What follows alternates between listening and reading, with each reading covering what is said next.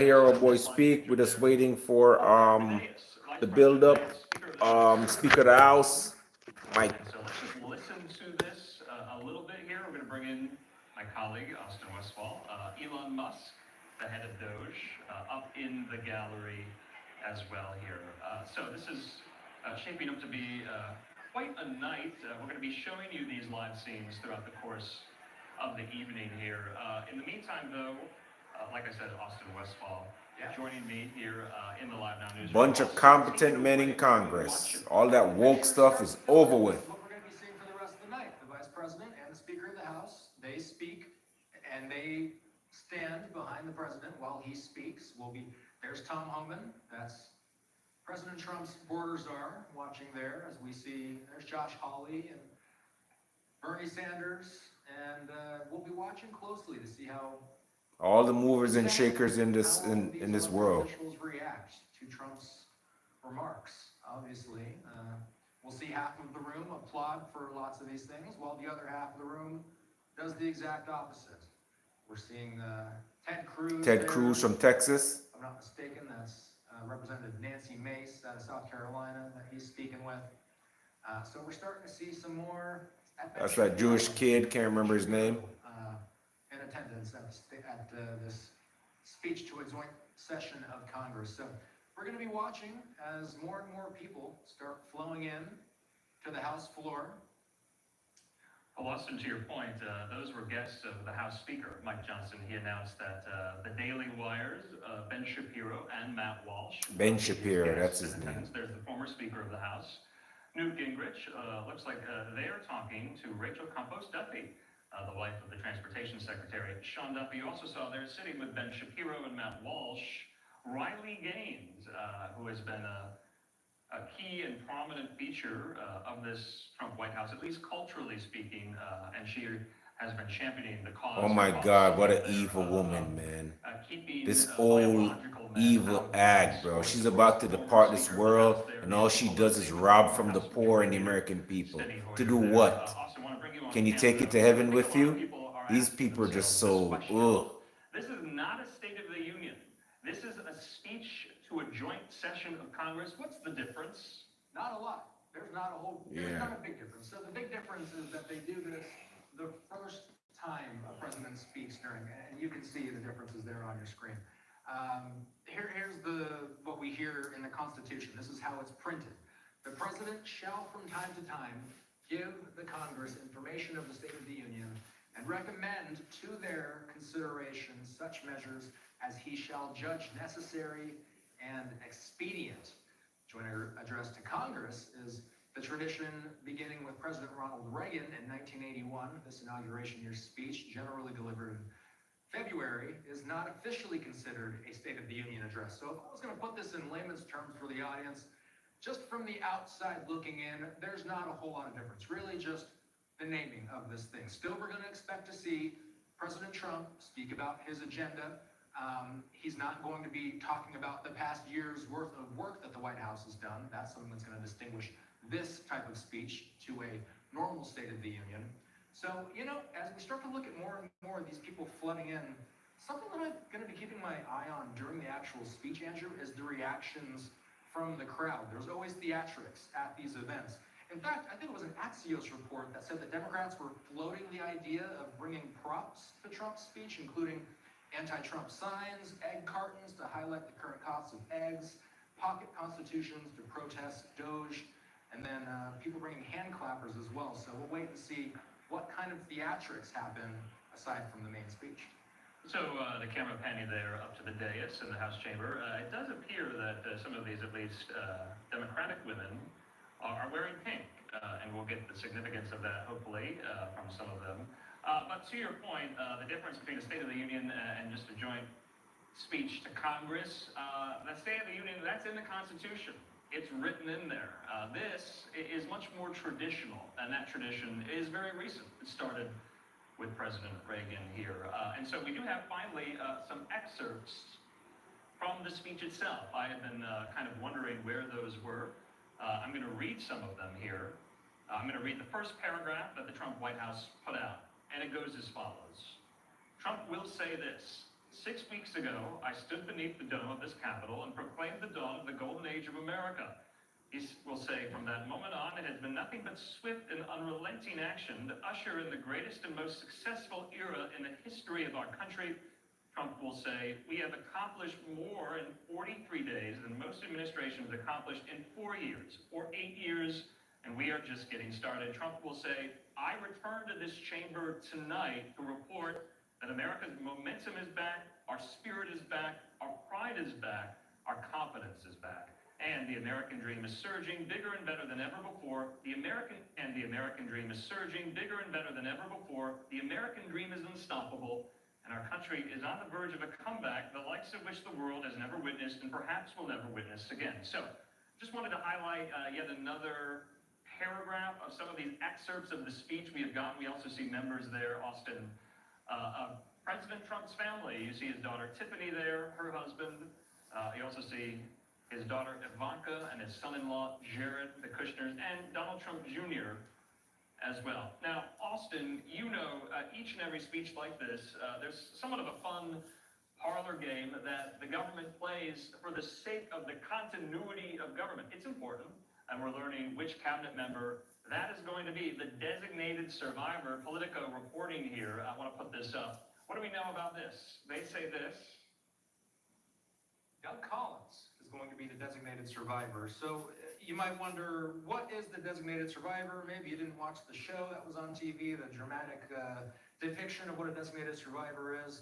We're just finding this out now. And usually we don't find out who the designated survivor is until either just before a speech like this or during the speech. So Doug Collins will be the guy tonight.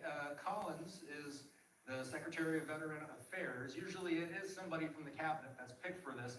And the reason why Politico phrases it that way, Andrew, is because if the unthinkable happens, in other words, if by some catastrophe, everybody within this chamber were to not be able to hold office anymore, they would need one person outside of this building to be able to carry on the duties of the country. Doug Collins has been selected as the designated survivor for today. The designated survivor needs to meet a few requirements. They must be at least 35 years old. They must be a natural-born citizen. All of Trump's cabinet members meet this requirement. So, Doug Collins, and you know what? Let's listen in. Session will come to order.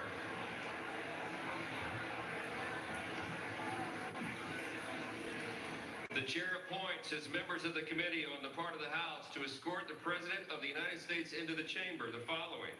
The gentleman from Louisiana, Mr. Scalise. The gentleman from Minnesota, Mr. Emmer. The gentlewoman from Michigan, Mrs. McClain. The gentleman from North Carolina, Mr. Hudson. The gentleman from Pennsylvania, Mr. Reschenthaler. The gentleman from Utah, Mr. Moore. The gentlewoman from Indiana, Mrs. Houchin. The gentleman from Oklahoma, Mr. Hearn. The gentleman from New York, Mr. Jeffries. The gentlewoman from Massachusetts, Ms. Clark. The gentleman from California, Mr. Aguilar. The gentleman from California, Mr. Liu. The gentleman from Colorado, Mr. Neguse. The gentlewoman from Washington, Ms. Delbene. The gentlewoman from Michigan, Mrs. Dingle. The President of the Senate, at the direction of that body, appoints the following senators as members of the committee on the part of the Senate to escort the President of the United States into the House chamber. The Senator from South Dakota, Mr. Thune. The Senator from Wyoming, Mr. Barrasso. The Senator from Arkansas, Mr. Cotton. The Senator from Oklahoma, Mr. Langford. The Senator from West Virginia, Mrs. Capito. The Senator from South Carolina, Mr. Scott. The Senator from New York, Mr. Schumer. The Senator from South Carolina, Mr. Scott. The Senator from New York, Mr. Schumer. The Senator from Illinois, Mr. Durbin. The Senator from Minnesota, Ms. Klobuchar. The Senator from New Jersey, Mr. Booker. The Senator from Wisconsin, Ms. Baldwin. The members of the escort committee will exit the chamber through the lobby doors.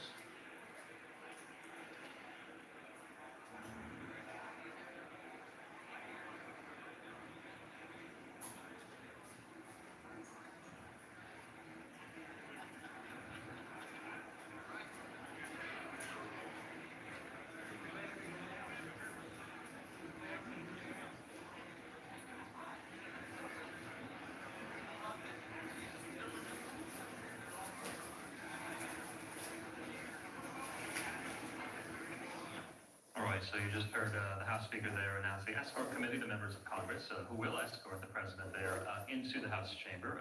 We have some of them here. Let's take this. Let's listen.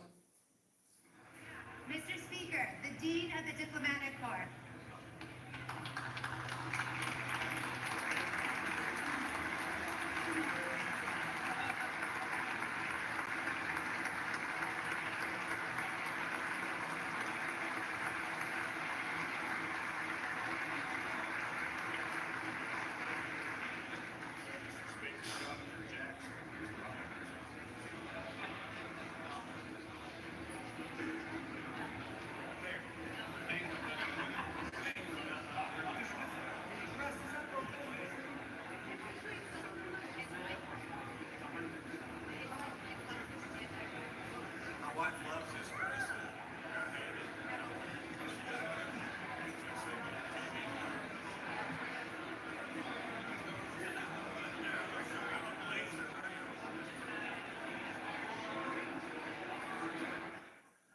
All right, so you've been listening there to the natural sound on the House floor, the Speaker and the Vice President chatting away there. Austin Westfall still with me here in the Live Now newsroom. And we saw members of the Diplomatic Corps. Of course, we know that a lot of the picks that Trump has made to be ambassadors around the world, they are subject to Senate confirmation.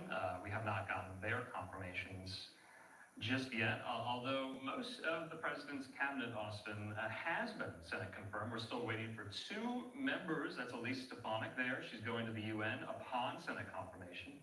And Lori Chavez-DeRemer, a former congresswoman herself, like Stefanik, going to the Labor Department. That confirmation hearing still to be scheduled here. All right, we have some more of these dignitaries coming into the chamber. Let's keep listening.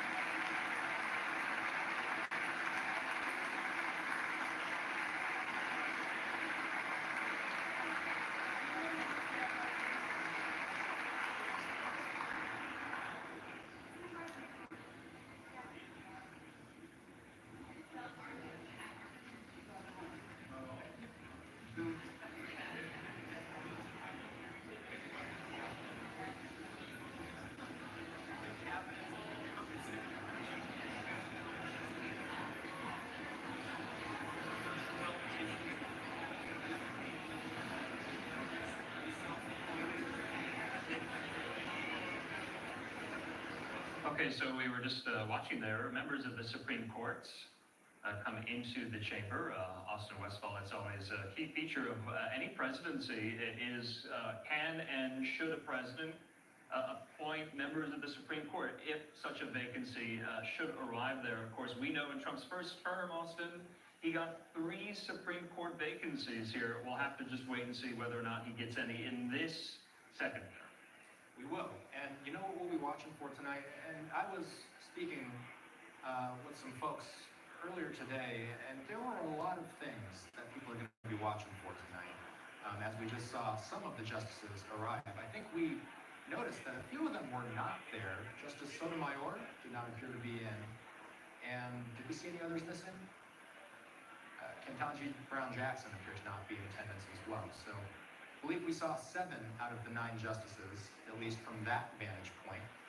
We'll wait to see if we can perhaps hear of any statements from either of those two as to why they are not in attendance today. But of course, there's a handful of things that are on people's minds. I mean, there's an infinite amount of things that the president can talk about during this speech. But Andrew, I mean, what you and I have been covering these past few days so closely has been the Russia-Ukraine war, that contentious meeting between Vladimir Zelensky and President Trump and J.D. Vance in the Oval Office, tariffs and high prices. That's something that we'll wait and see how Trump discusses that in his speech tonight. We've heard of retaliatory tariffs that are going to be implemented from Mexico, Canada, and China. Of course, at midnight this past midnight overnight, here, we heard of the next round of tariffs coming into China, and then a 25% tax on imports from Canada and Mexico. So all three of those nations have announced retaliatory efforts. We'll see if Trump has a response to those retaliations. We're going to be talking about the shrinking government, and Elon Musk, Andrew. I mean, that's something we're going to be watching for a lot. I mean, we had that poll up earlier today. We were asking the folks at home what they're most interested in hearing about tonight, and the Department of Government Efficiency is topping our poll. People want to know about DOGE. They want to know how DOGE is going to work and what DOGE has planned for the incoming year. Yeah, that's right. Austin, sorry to interrupt there. We do have, remember, some of these excerpts of the president's remarks. He will address the tariff question. He will also address the high cost of eggs. He will say this in some of these remarks. He says, as you know, we inherited from the last administration an economic catastrophe and an inflation nightmare. He will say that policies drove up energy prices, pushed up the cost of groceries, and drove the necessities of life out of reach for millions of Americans. He will say we suffered the worst inflation in 48 years, but perhaps even in the history of our country. He will say, as president, I am fighting every day to reverse this damage and make America affordable again here. So to your point, the economy will be front and center. While we have this lull here, I think it's just worth putting this up yet again, Austin. Our poll question, so many of you watching, around 14,000 of you have already chimed in. The question we posed was, which issue would you like the president to focus on tonight? Tariffs, the war in Ukraine, border security, or DOGE cuts? And overwhelming number of you, more than half, want DOGE cuts. Front and center, of course, Austin, Elon Musk is in the chamber. So please vote even more. You can scan that QR code or visit that URL there. Let's get back out to the chamber, Austin. So, one thing I wanted to mention, you might have noticed on the screen that we saw a number of elected leaders wearing pink. We're getting told that Democratic representatives are telling Time magazine pink is intended to signal protest of, quote, Trump's policies, which are negatively impacting women and families. So if you see a large group of folks wearing pink, it's a protest. Let's talk about something that we're going to be following closely. Oh, and one more thing in the crowd to watch for. I read that Senator Bernie Moreno out of Ohio will be handing out U.S. flags to Republican senators ahead of President Trump's speech. So it's very possible we'll see a number of American flags waving in the crowd when we see these applause breaks during the speech itself. After the speech, Andrew, the big talker is going to be the Democrats' rebuttal. We're going to be listening for Alyssa Slotkin. She's the senator out of Michigan. You see some pink there. So again, we're hearing that that's an act of protest. And well, I was going to say, you mentioned that in that piece in Axios, Austin, that some of these Democrats will bring props, so to speak, to make their opinions heard. The House Freedom Caucus, remember, we were hearing from the chairman there, said that if there are any disruptions or interruptions or outbursts, that they will work to censure any of those Democrats there. And we have the First Lady, it looks like. yes, and I'll read a little bit more of what we heard from Axios. Democrats were floating the idea of bringing props to Trump's speech, including anti-Trump signs, egg cartons to highlight the current costs of eggs, as well as pocket constitutions as the First Lady enters the chamber to an applause.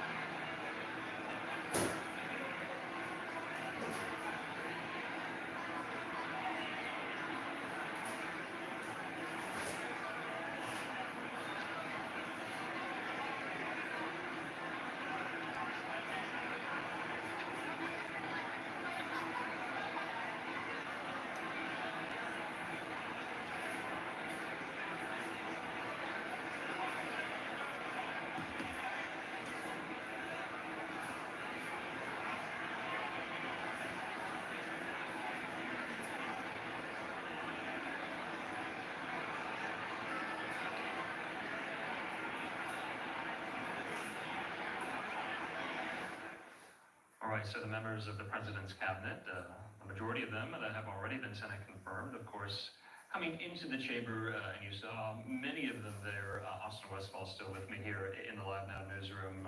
Austin, not many of the Supreme Court justices, to your point.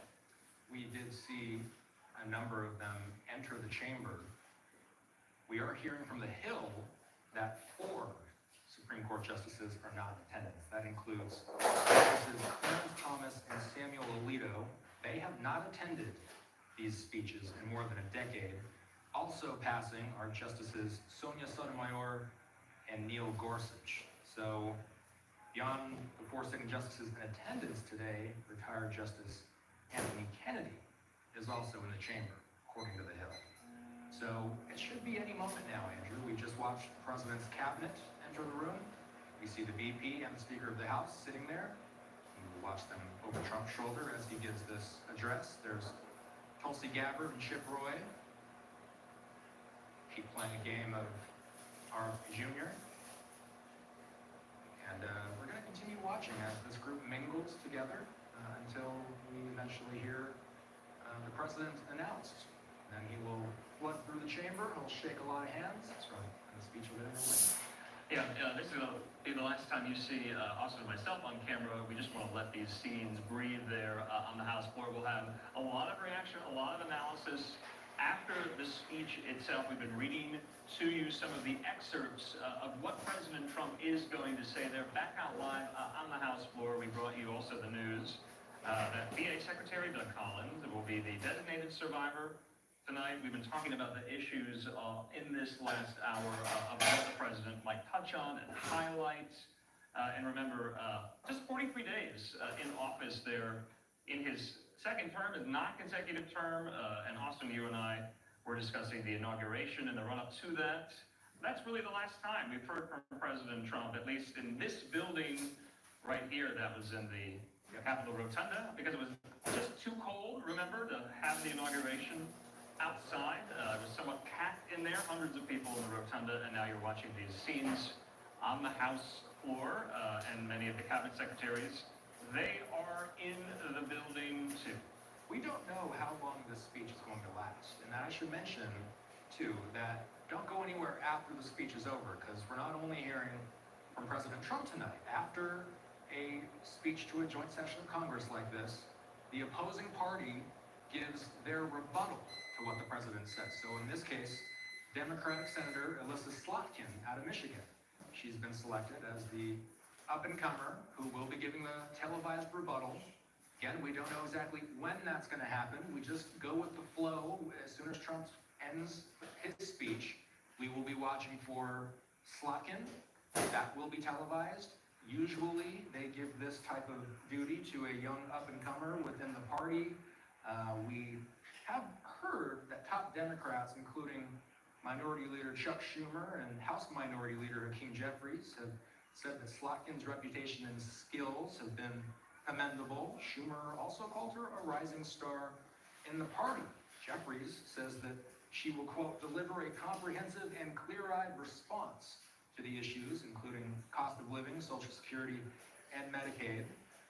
She, as you see on your screen there, was a U.S. representative in Michigan for 6 years. She just won out and won her Senate seat from, she beat out Mike Rogers in this past election cycle. She's a former CIA analyst and Defense Department official. She was born in New York, and raised in Holly, Michigan. She was called to service, by the way, from the terrorist attacks on September 11th.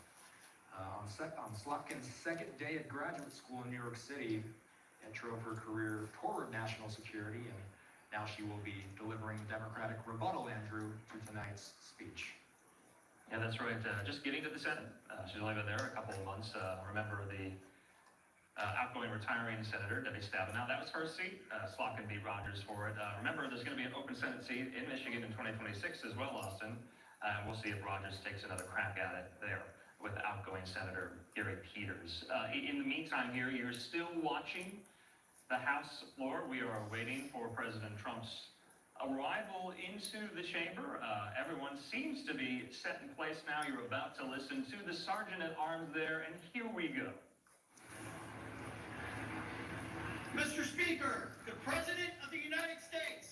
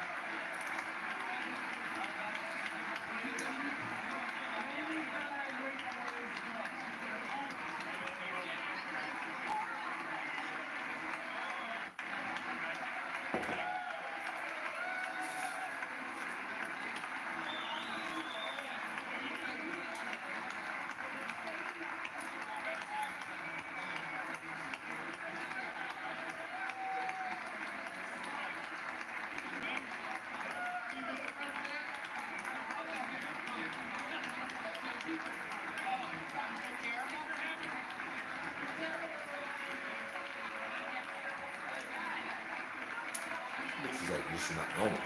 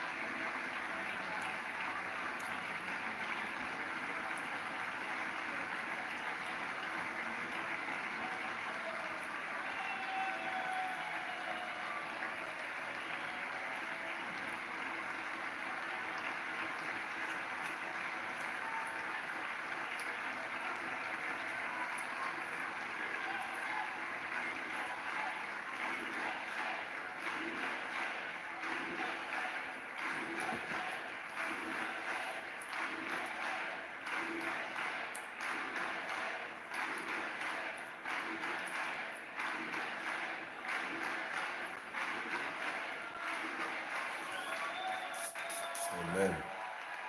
God is the greatest. Above God, nobody else.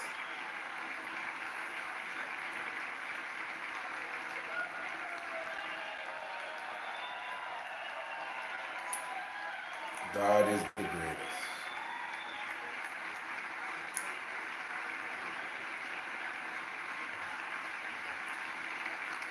God is to be praised. Above all, God is the greatest. End of woke. End of putting America second. It's about time. Previous administration did not love this country. Tell you about every day that no more Social Security is left for you when they're slowly giving it to dead people and stealing the money, sending billions of dollars to other countries while our citizens starve, live on the streets, suffer from drug addiction, and they sit up there making millions of dollars on a public service salary and want to tell the American people to tie their stomachs and dig deeper. It's about time, man. The world was sick of it. People just didn't want to say it because we were on the communist regime. We couldn't talk about certain things, getting blackballed. Those times are over. It's a great honor. Thank you very much. Speaker Johnson, Vice President Vance, the First Lady of the United States,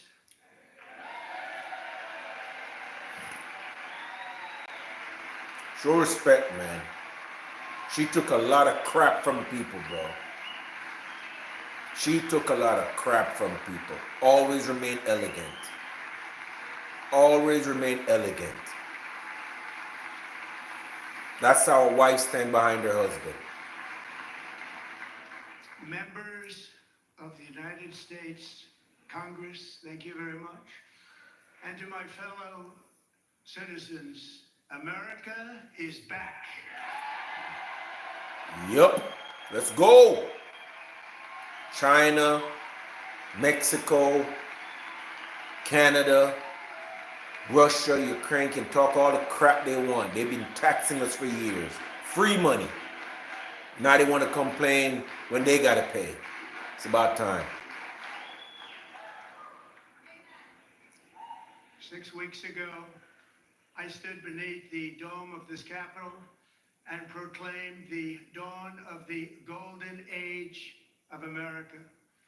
From that moment on, it has been nothing but swift and unrelenting action to usher in the greatest and most successful era in the history of our country.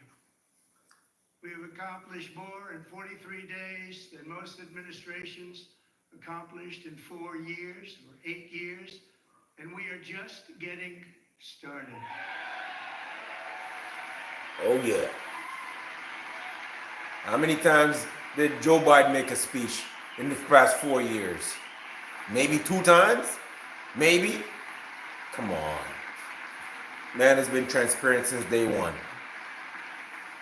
I return to this chamber tonight to report that America's momentum is back, our spirit is back, our pride is back, our confidence is back, and the American dream is surging bigger and better than ever before. I love how he turned to the Democrats and stared them down.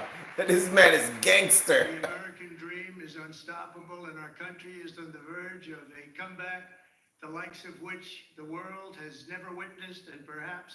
This guy's such a gangster, bro. He stares at the Democrats when he says that. He stares at them when he's making a warning. The presidential election of November 5th was a mandate like has not been seen in many decades. We won all 7 swing states, giving us an electoral college victory of 312 votes. What are those things that they're putting up? Those little white things. Put those down.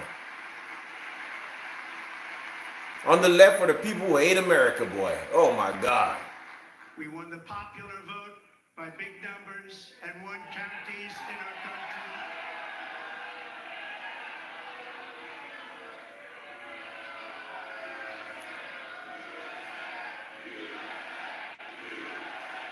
Who is this guy? Sit down.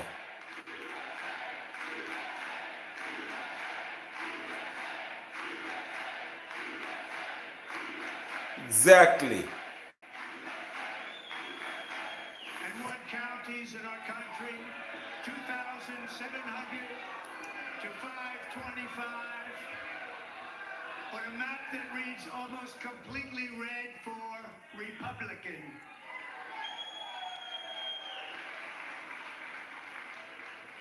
Now, for the first time in modern history, more Americans believe that our country is headed in the right direction than the wrong direction. In fact, it's an astonishing record, 27-point swing, the most ever.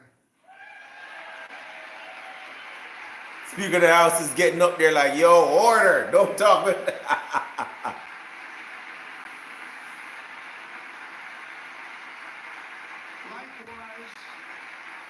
small business optimism saw its single largest one-month gain ever recorded, a 41-point jump.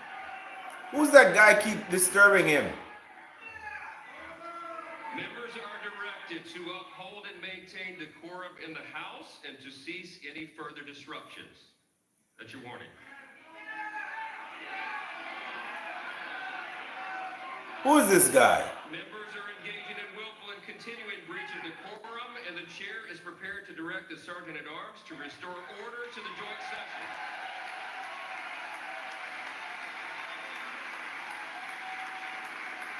Escort him out. He's always standing up and talking smack this Indian guy.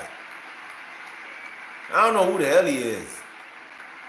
Escort him out already. He's the only one standing up. Come on, go get him. Go get him, Sergeant. Go get him. Mr. Green, take your seat. Take your seat, sir. Take your seat. Get him out of there. Members continue to engage in willful and concerted disruption of proper decorum. The chair now directs the Sergeant-at-Arms to... Get him out of there. Let's go. Let's go. Why did you stand up? Look at this guy. These guys have been getting fat for years, stealing money from the American people. Let's go. When Biden was up there ruining the country, nobody stood up. Look at this guy. Let's go. Bye. Members are directed to uphold and maintain decorum in the House. Mr. President, you continue. Thank you. Over the past 6 weeks, I have signed nearly 100 executive orders and taken more than 400 executive actions, a record to restore common sense, safety, optimism, and wealth all across our wonderful land. The people elected me to do the job, and I'm doing it. Thank you. That's all we want. That's all we want. You get elected, do the job the people elected you to do. Stop stealing from the American public and giving it away to other countries and lying to the American people. That's all these Democrats have been doing. In fact, it has been stated by many that the first month of our presidency, it's our presidency, is the most successful in the history of our nation. By many.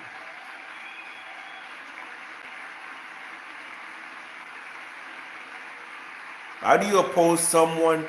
That's a lie. False. Look at these people. Impressive is that, do you know who number 2 is?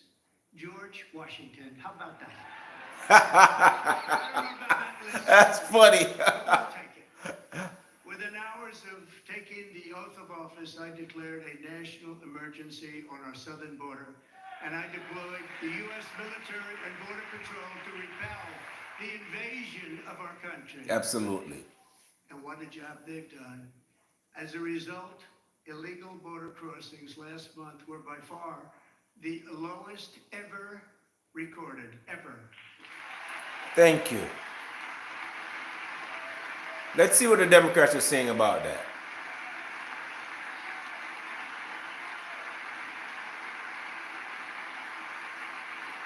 These people are okay with ruining the country. They chose not to come. Much easier that way. In comparison, under Joe Biden, the worst president in American history. Absolutely. There were hundreds of thousands of illegal crossings a month. And virtually all of them, including murderers, drug dealers, gang members, and people from mental institutions and insane asylums, were released into our country. Who would want to do that? This is my 5th such speech to Congress.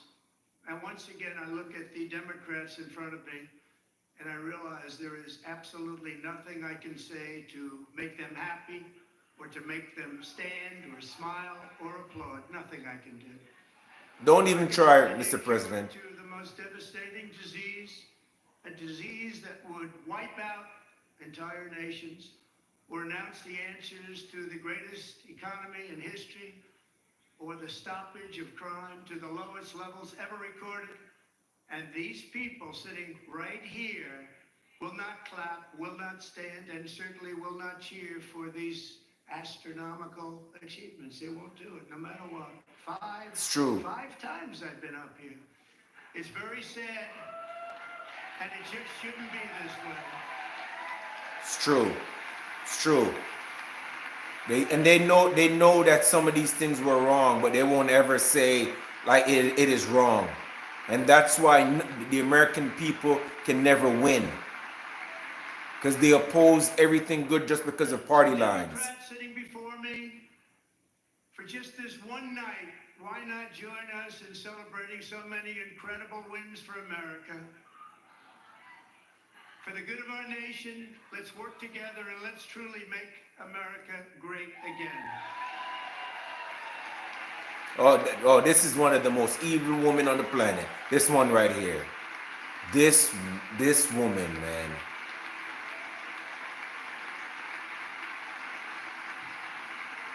Speak to them, Mr. President. Every day my administration is fighting to deliver the change America needs to bring a future that America deserves, and we're doing it. This is a time for big dreams and bold action. Upon taking office, I imposed an immediate freeze on all federal hiring, a freeze on all new federal regulations, and a freeze on all foreign aid. That's why they're not clapping. Their money pool is drying up. That's why they're mad. That money pool is gone. I terminated the ridiculous Green New Scam. I withdrew from the unfair Paris Climate Accord, which was costing us trillions of dollars that other countries were not paying. I withdrew from the corrupt World Health Organization. And they know it's corrupt. They know the WHO is garbage. They know it. I withdrew from the anti-American UN Human Rights Council. All of these are like common sense. And we stayed in it for years, just dumping money into them. Restrictions that were making our country far less safe and totally unaffordable. And importantly, we ended the last administration's insane electric vehicle mandate, saving our auto workers and companies from economic destruction. That is so true. We let other countries make electric cars. We buy them at high rates, but yet still we kill our own automotive industry. What kind of people are those? Directed that for every one new regulation, 10 old regulations must be eliminated, just like I did in my very successful first term.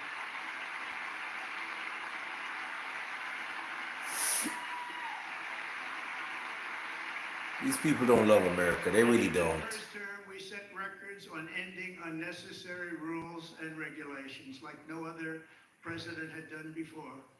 We ordered all federal workers to return to the office. Get your ass back to work. Show up for work in person or be removed from their job. Stealing government money. Sitting at home since COVID 3 years ago. On your ass, taking care of your family, having 2 jobs, double pay. And we've ended weaponized Get government. out of here. As an example, a sitting president is allowed to viciously prosecute his political opponent, like me. How did that work out? Not too bad. Amen. Good. Thank you. Good job. Good job. Backfired in their face. See all these old hags? Been in politics for years. Government censorship and brought back free speech in America. It's back.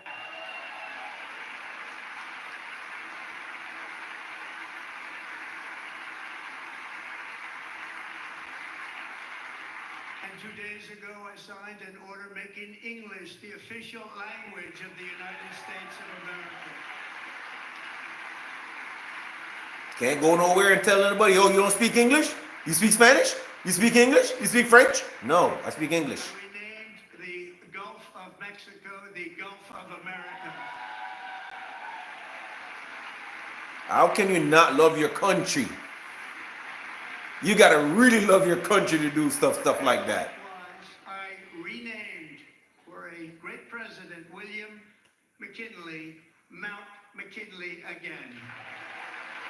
About Mount Rushmore. Thank you. People don't even know this. That was the original name. Mount McKinley.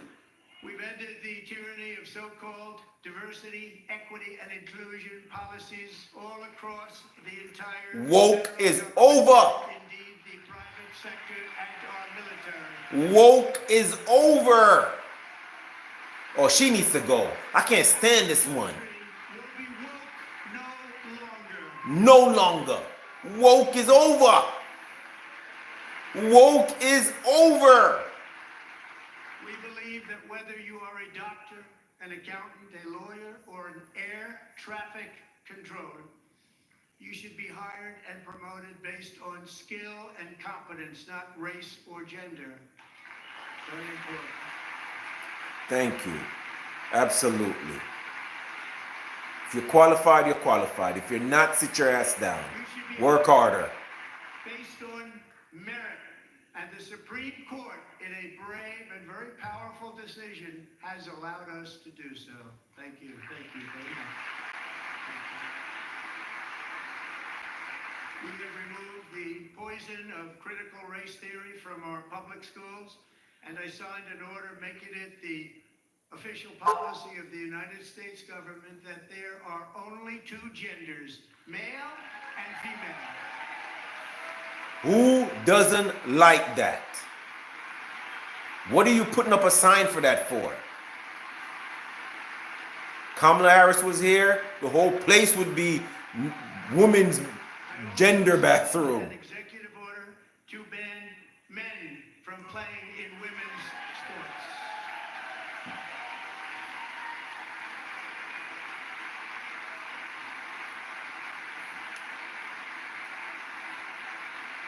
Absolutely.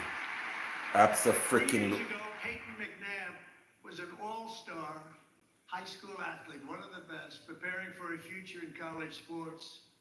But when her girls' volleyball match was invaded by a male, he smashed the ball so hard in Peyton's face, causing traumatic brain injury, partially paralyzing her right side, and ending her athletic career. It was a shot like she's never seen before. She's never seen anything like it. Peyton is here tonight in the gallery, and Peyton, from now on, schools will kick the men off the girls' team, or they will lose all federal funding. Boom!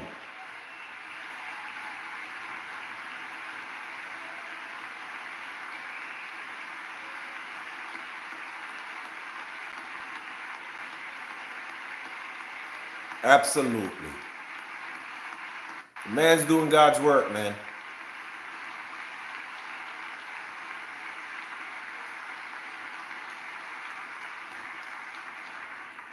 And if you really want to see numbers, just take a look at what happened in the women's boxing, weightlifting, track and field, swimming, or cycling, where a male recently finished a long-distance race 5 hours and 14 minutes ahead of a woman for a new record by 5 hours.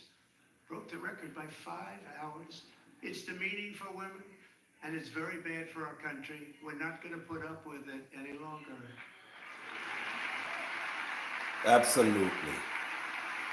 Absolutely. Look at this evil woman. That's what this woman push. What I've just described is only a small fraction of the common sense revolution that is now, because of us, sweeping the entire world. Common sense has become a common theme, and we will never go back. Never. Never going to let that happen. Among my very highest priorities is to rescue our economy and get dramatic and immediate relief to working families. As you know, we inherited from the last administration an economic catastrophe and an inflation nightmare. Their policies drove up energy prices, pushed up grocery costs, and drove the necessities of life out of reach for millions and millions of Americans. It never had anything like it. We suffered the worst inflation in 48 years, but perhaps even in the history of our country, they're not sure. As president, I'm fighting every day to reverse this damage and make America affordable again.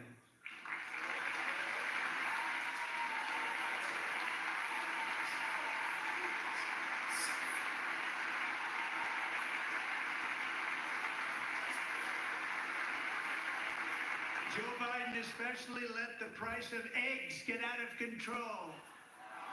The egg price is out of control. And we're working hard to get it back down. Secretary, do a good job on that. You inherited a total mess from the previous administration. Do a good job.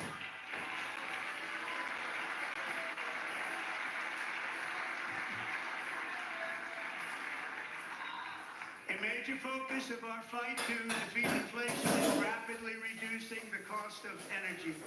The previous administration cut the number of new oil and gas leases by 95%, slowed pipeline construction to a halt, and closed more than 100 power plants. We are opening up many of those power plants right now.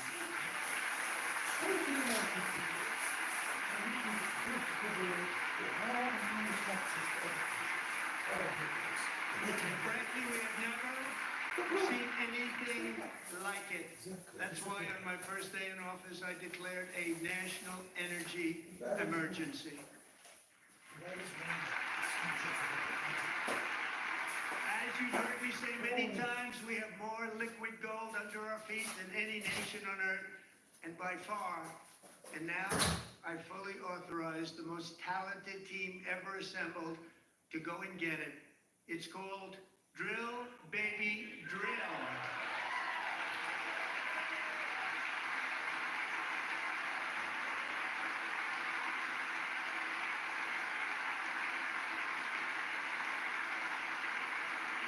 My administration is also working on a gigantic natural gas pipeline in Alaska, among the largest in the world, where Japan, South Korea, and other nations want to be our partner with investments of trillions of dollars each. There's never been anything like that one. It will be truly spectacular. It's all set to go. The permitting is gotten. And later this week, I will also take historic action to dramatically expand production of critical minerals and rare earths here in the USA.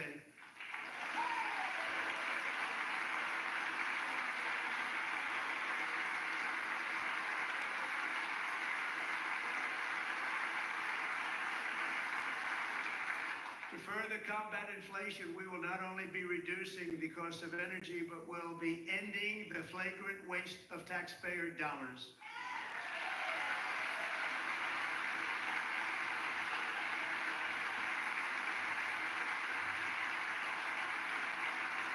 And to that end, I have created the brand new Department of Government Efficiency, DOGE. Perhaps you've heard of it. Perhaps.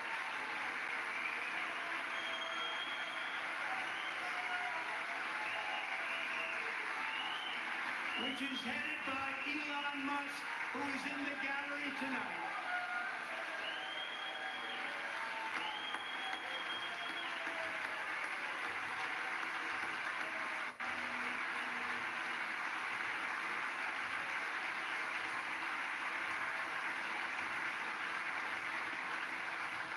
Thank you, Elon. He's working very hard. He didn't need this. He didn't need this. Thank you very much. We appreciate it. Everybody here, even this side, appreciates it, I believe. They just don't want to admit that. Just listen to some of the appalling waste we have already identified. $22 billion from HHS to provide free housing and cars for illegal aliens. $45 million for diversity, equity, and inclusion scholarships in Burma. $40 million to improve the social and economic inclusion of sedentary migrants. Nobody knows what that is. $8 million to promote LGBTQI+ in the African nation of Lesotho, which nobody has ever heard of.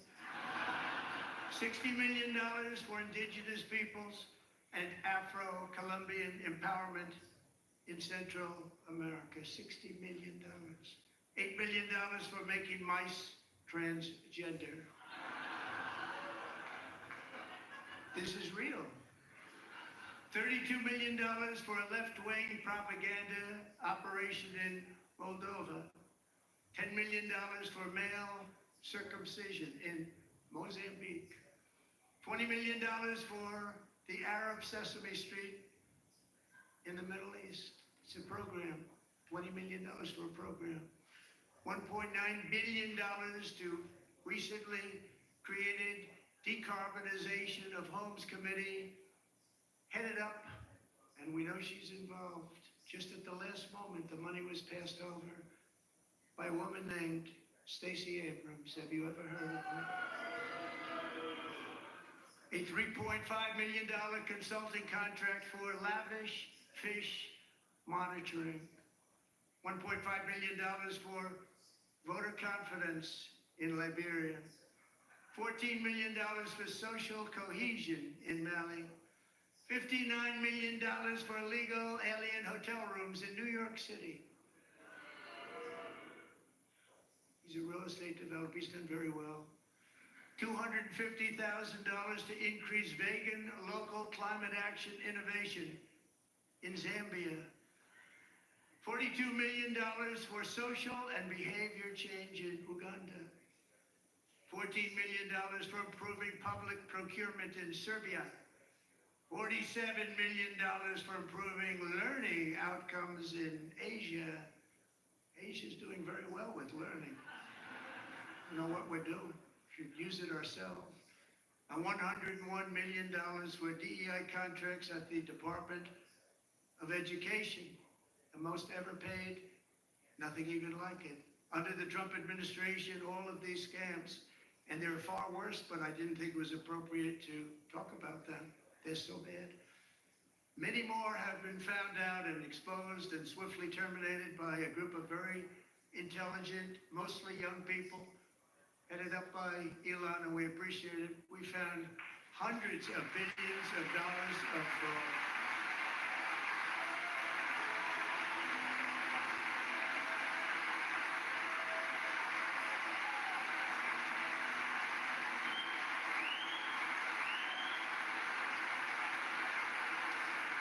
And we've taken back the money and reduced our debt to fight inflation and other things. Taken back a lot of that money. We got it just in time. This is just the beginning. The Government Accountability Office, the federal government office, has estimated annual fraud of over $500 billion in our nation, and we are working very hard to stop it. We're going to. We're also identifying shocking levels of incompetence and probable fraud in the Social Security program for our seniors, and that our seniors and people that we love rely on. Believe it or not, government databases list 4.7 million Social Security members from people aged 100 to 109 years old. It lists 3.6 million people from ages 110 to 119. I don't know any of them. I know some people that are rather elderly, but not quite that elderly. 3.47 million people from ages 120 to 129. 3.9 million people from ages 130 to 139. 3.5 million people from ages 140 to 149. And money is being paid to many of them, and we're searching right now. In fact, Pam, good luck. Good luck. You're going to find it. but a lot of money is paid out to people because it just keeps getting paid and nobody does, and it really hurts Social Security. It hurts our country. 1.3 million people from ages 150 to 159, and over 130,000 people, according to the Social Security databases, are age over 160 years old. We have a healthier country than I thought, Bobby.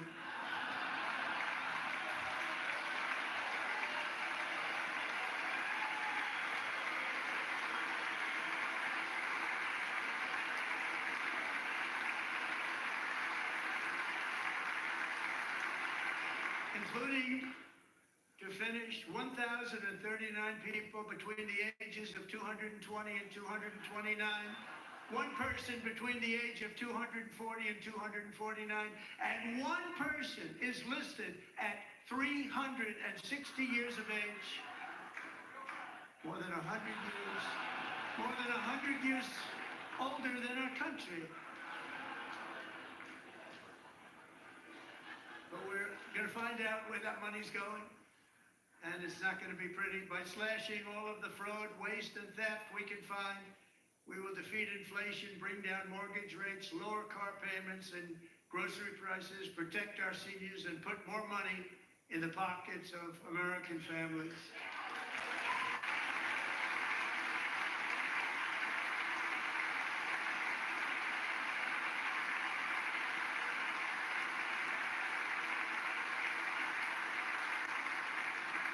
And today, interest rates took a beautiful drop, big, beautiful drop. It's about time.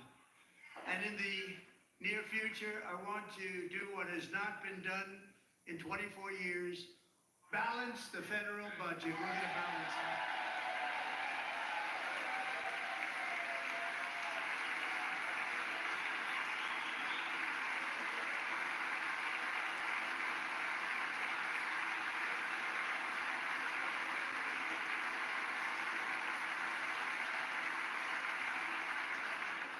With that goal in mind, we have developed in great detail what we are calling the Gold Card, which goes on sale very, very soon.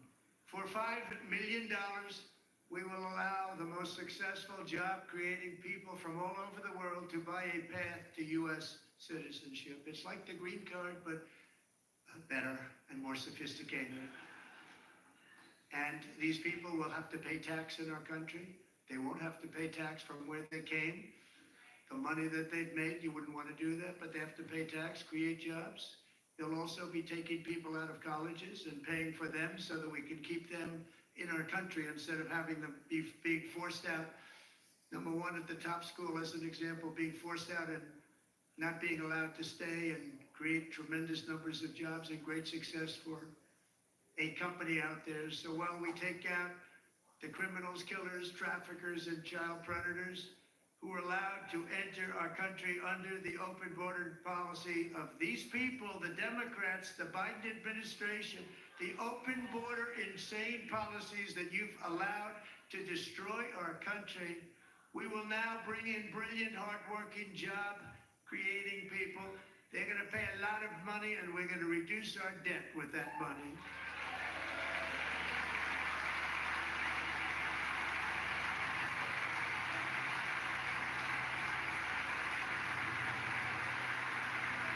Americans have given us a mandate for bold and profound change. For nearly 100 years, the federal bureaucracy has grown until it has crushed our freedoms, ballooned our deficits, and held back America's potential in every possible way. The nation founded by pioneers and risk takers now drowns under millions and millions of pages of regulations and debt. Approvals that should take 10 days to get instead take 10 years, 15 years, and even 20 years before you reject it. Meanwhile, we have hundreds of thousands of federal workers who have not been showing up to work. My administration will reclaim power from this unaccountable bureaucracy, and we will restore true democracy to America again.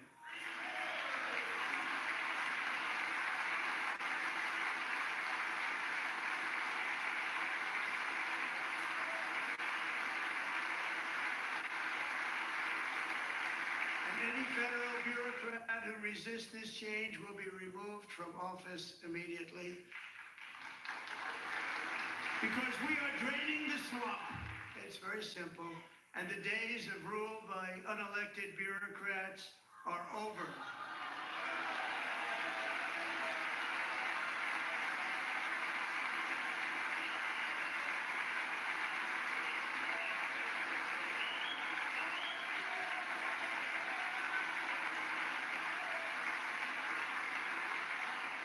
And the next phase of our plan to deliver the greatest economy in history is for this Congress to pass tax cuts for everybody. They're in there, they're waiting for you to vote.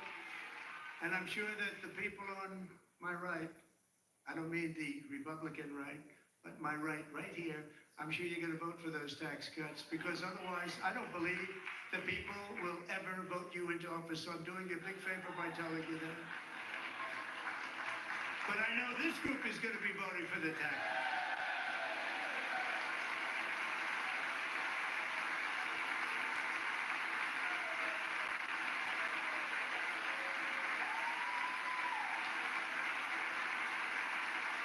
Thank you. It's a very, very big part of our plan. We had tremendous success in our first term with it. A very big part of our plan. We're seeking permanent income tax cuts all across the board. And to get urgently needed relief to Americans hit especially hard by inflation, I'm calling for no tax on tips, no tax on overtime, and no tax on Social Security benefits for our great seniors.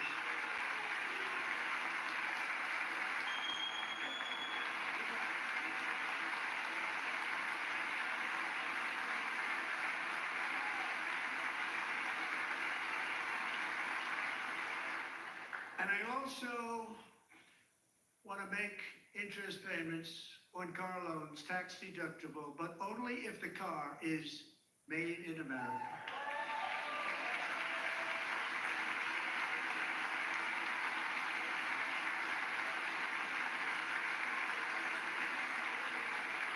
And by the way, we're going to have growth in the auto industry like nobody's ever seen. Plants are opening up all over the place. Deals are being made. Never seen. That's a combination of the election win and tariffs. It's a beautiful word, isn't it? That, along with our other policies, will allow our auto industry to absolutely boom. It's going to boom.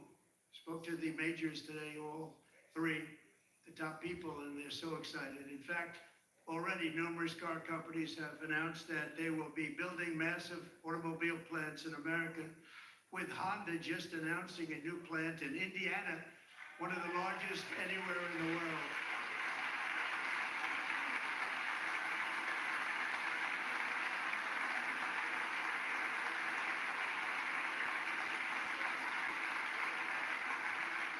And this has taken place since our great victory on November 5th, a date which will hopefully go down as one of the most important in the history of our country.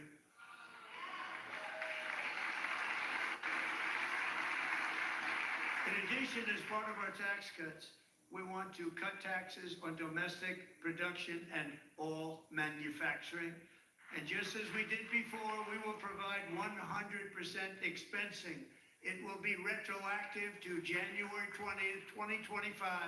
And it was one of the main reasons why our tax cuts were so successful in our first term, giving us the most successful economy in the history of our country. First term. We had a great first term.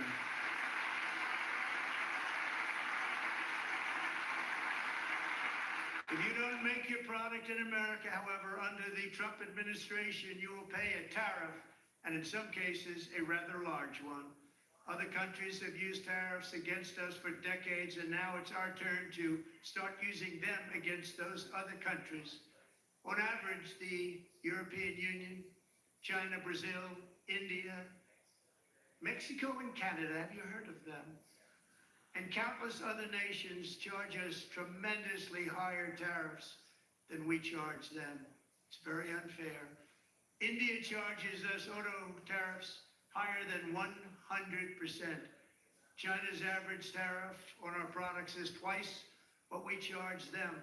And South Korea's average tariff is 4 times higher. Think of that, 4 times higher. And we give so much help militarily and in so many other ways to South Korea, but that's what happens. This is happening by friend and foe. This system is not fair to the United States and never was, and so on April 2nd, I wanted to make it April 1st, but I didn't want to be accused of April Fool's Day. That's not, just one day, which costs us a lot of money. But we're going to do it in April. I'm a very superstitious person. April 2nd, reciprocal tariffs kick in. And whatever they tariff us, other countries, we will tariff them. That's reciprocal, back and forth. Whatever they tax us, we will tax them. If they do non-monetary tariffs to keep us out of their market, then we will do non-monetary barriers to keep them out of our market. There's a lot of that too. They don't even allow us in their market.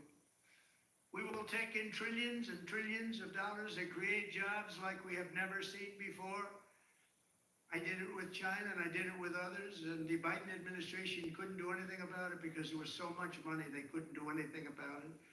We have been ripped off for decades by nearly every country on earth, and we will not let that happen any longer.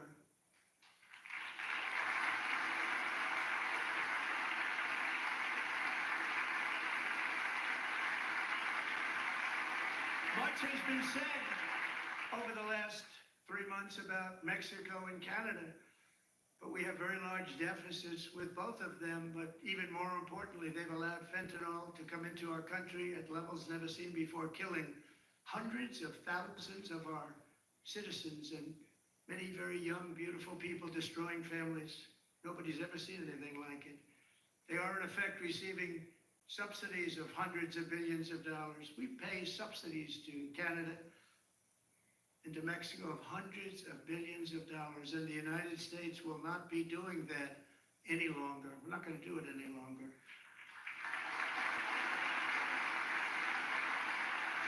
Thanks to our America First policies we're putting into place, we have had $1.7 trillion of new investment in America in just the past few weeks.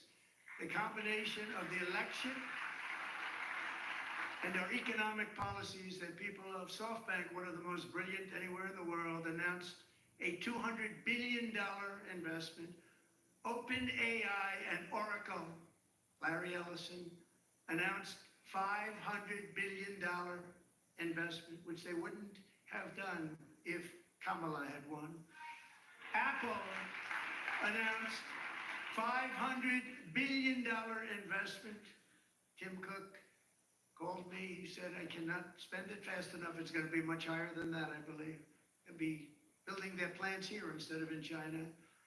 And just yesterday, Taiwan Semiconductor, the biggest in the world, most powerful in the world, has a tremendous amount, 97% of the market, announced a $165 billion investment to build the most powerful chips on earth right here in the USA.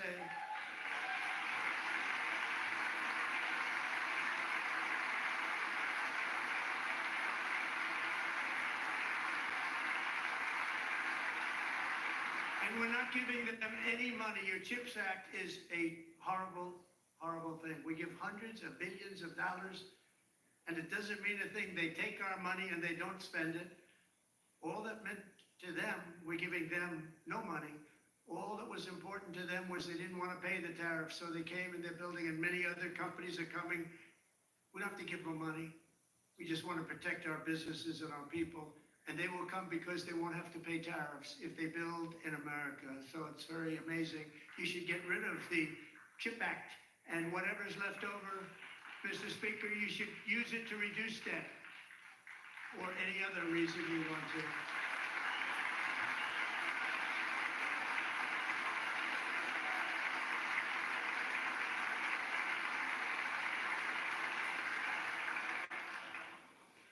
Our new trade policy will also be great for the American farmer. I love the farmer. We'll now be selling into our home market, the USA, because nobody is going to be able to compete with you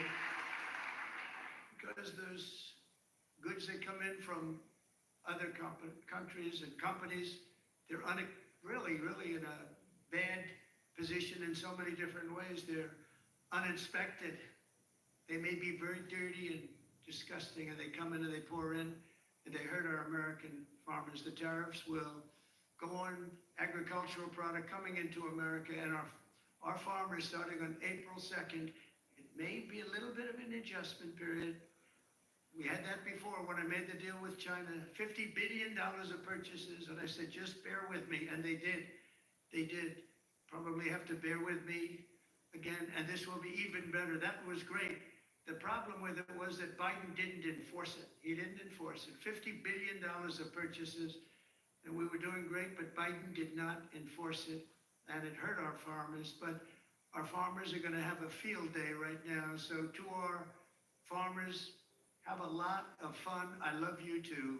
I love you too. All gonna happen.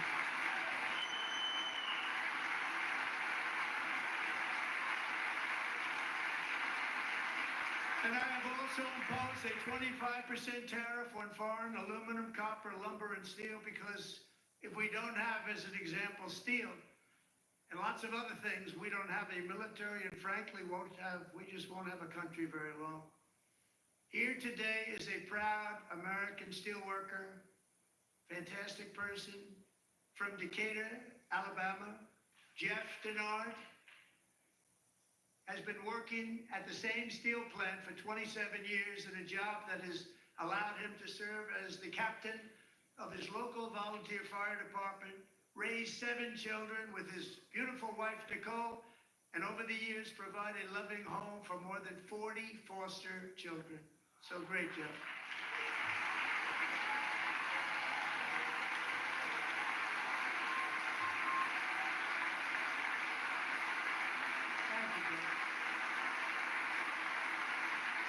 Thank you, Jeff.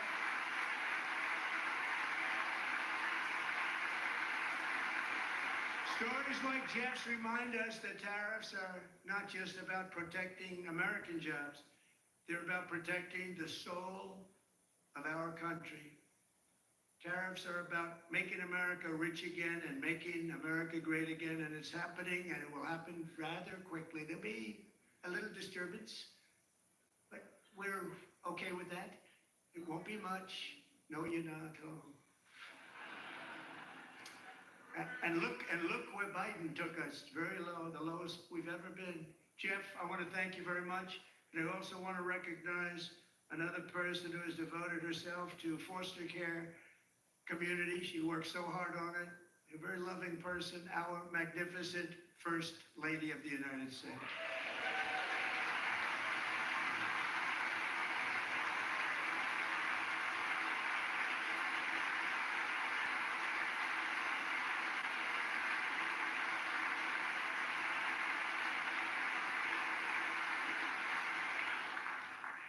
Melania's work has yielded incredible results, helping prepare our nation's future leaders as they enter the workforce. Our First Lady is joined by 2 impressive young women, very impressive. Haley Ferguson, who benefited from the First Lady's Fostering the Future initiative and is poised to complete her education and become a teacher. And Elliston Berry, who became a victim of an illicit deepfake image produced by a peer. With Elliston's help, the Senate just passed the Take It Down Act, and this is so important. Thank you very much, John. John, thank you. Stand up, John. Thank you, John.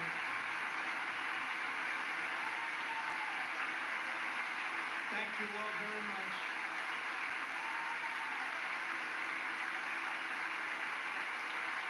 Thank you. And thank you to John Thune and the Senate. Great job. To criminalize the publication of such images online is terrible, terrible thing. And once it passes the House, I look forward to signing that bill into law. Thank you. And I'm going to use that bill for myself too, if you don't mind. Because nobody gets treated worse than I do online. Nobody. That's great. Thank you very much to the Senate. Thank you. But if we truly care about protecting Americans' children, no step is more crucial than securing America's borders. Over the past 4 years, 21 million people poured into the United States. Many of them were murderers, human traffickers, gang members, and other criminals from the streets of dangerous cities all throughout the world. Because of Joe Biden's insane and very dangerous open border policies, they are now strongly embedded in our country, but we are getting them out and getting them out fast.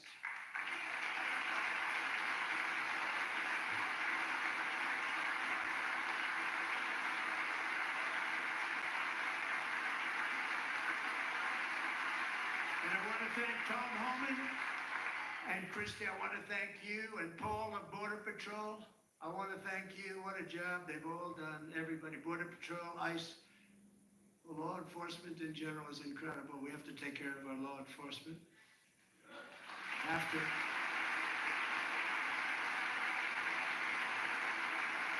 Last year,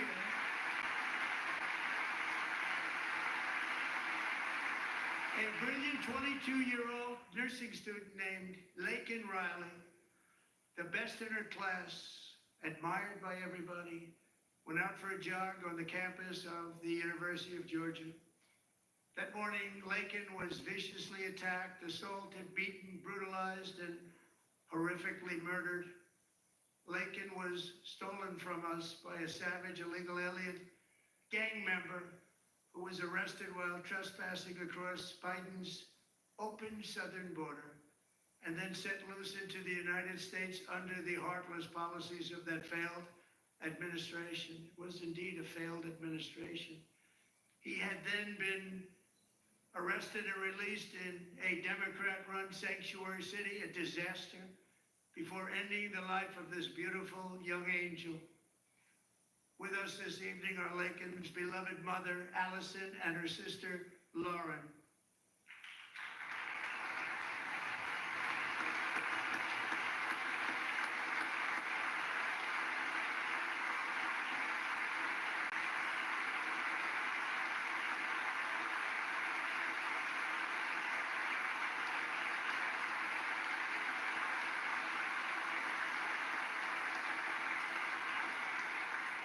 Last year, I told Laken's grieving parents that we would ensure their daughter would not have died in vain.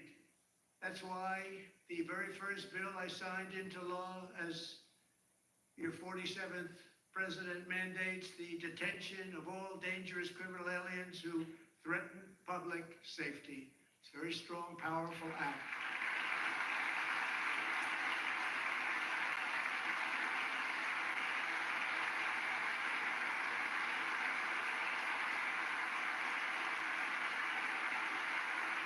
It's called the Laken Riley Act. So Allison and Lauren, America will never ever forget our beautiful Laken Hope Riley.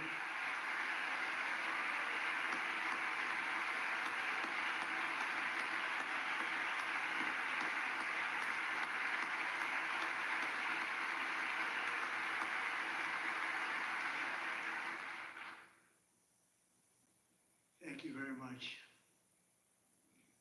Since taking office, my administration has launched the most sweeping border and immigration crackdown in American history, and we quickly achieved the lowest numbers of illegal border crossers ever recorded. Thank you.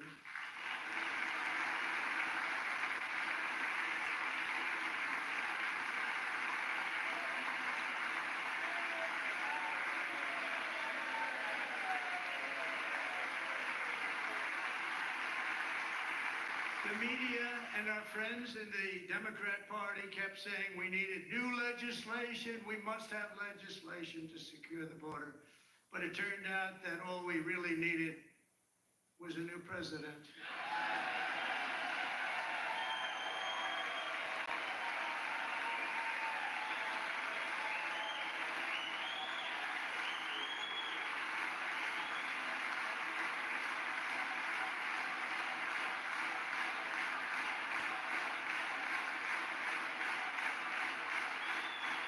Thank you. Joe Biden didn't just open our borders, he flew illegal aliens over them to overwhelm our schools, hospitals, and communities throughout the country. Entire towns like Aurora, Colorado, and Springfield, Ohio, buckled under the weight of the migrant occupation and corruption like nobody's ever seen before. Beautiful towns destroyed. Now, just as I promised in my inaugural address, we are achieving the great liberation of America.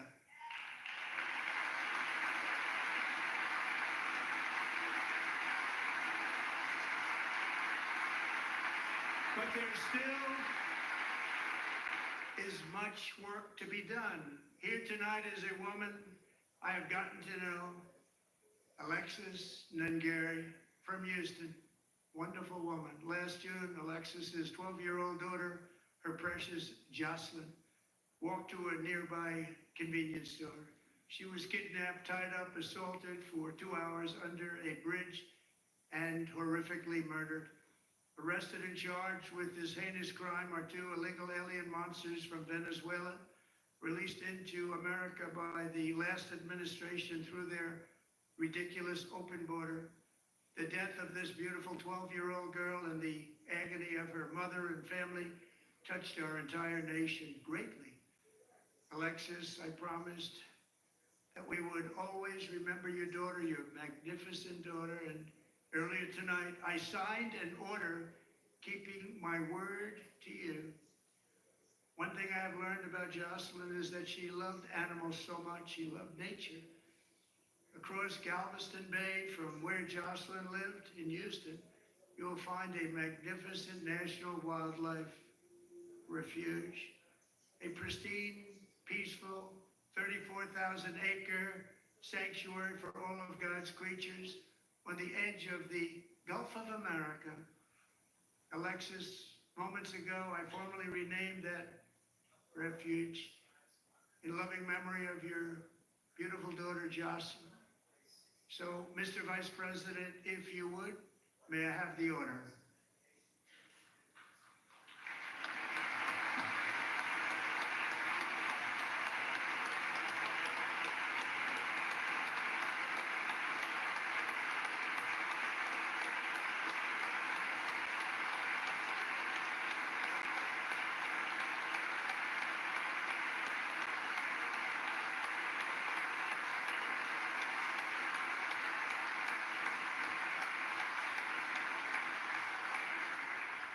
Thank you very much. All 3 savages charged with Jocelyn and Laken's murders were members of the Venezuelan prison gang, the toughest gang, they say, in the world, known as Tren de Aragua. 2 weeks ago, I officially designated this gang, along with MS-13 and the bloodthirsty Mexican drug cartels, as foreign terrorist organizations.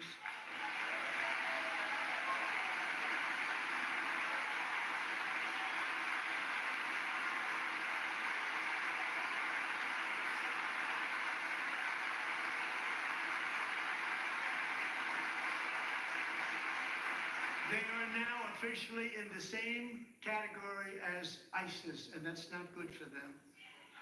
Countless thousands of these terrorists were welcomed into the U.S. by the Biden administration. But now every last one will be rounded up and forcibly removed from our country, or, if they're too dangerous, put in jails, standing trial in this country, because we don't want them to come back ever. With us this evening is a warrior on the front lines of that battle, Border Patrol Agent Roberto Ortiz. Great guy.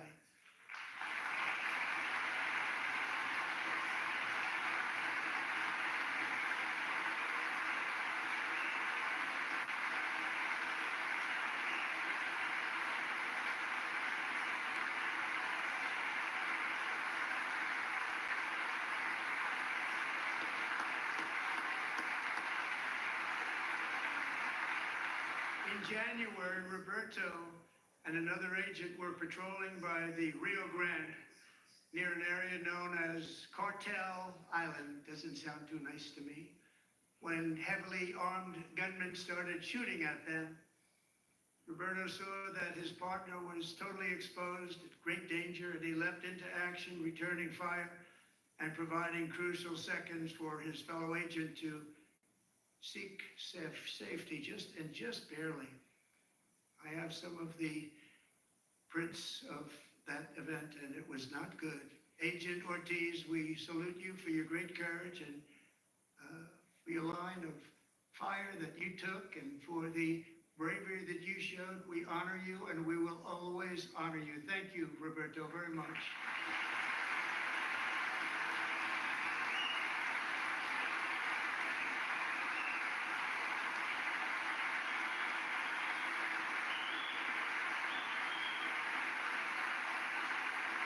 Thank you, Roberto. And I actually got to know him on my many calls to the border. He's a great gentleman. The territory to the immediate south of our border is now dominated entirely by criminal cartels that murder, rape, torture, and exercise total control. They have total control over a whole nation, posing a grave threat to our national security. The cartels are waging war on America, and it's time for America to wage war on the cartels, which we are doing.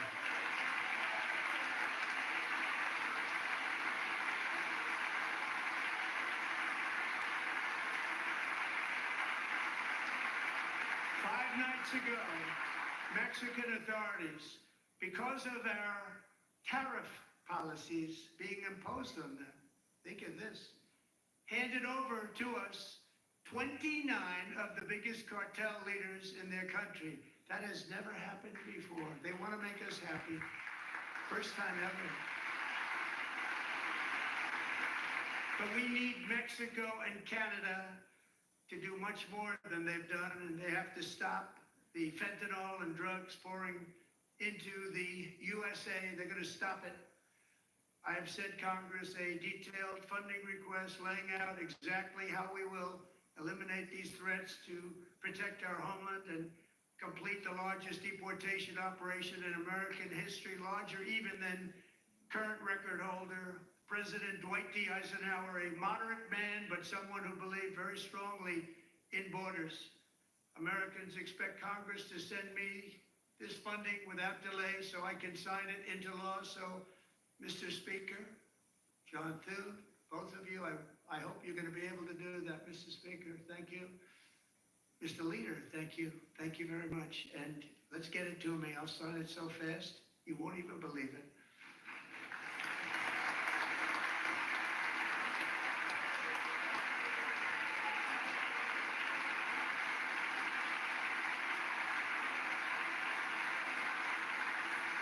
As we reclaim our sovereignty, we must also bring back law and order to our cities and towns.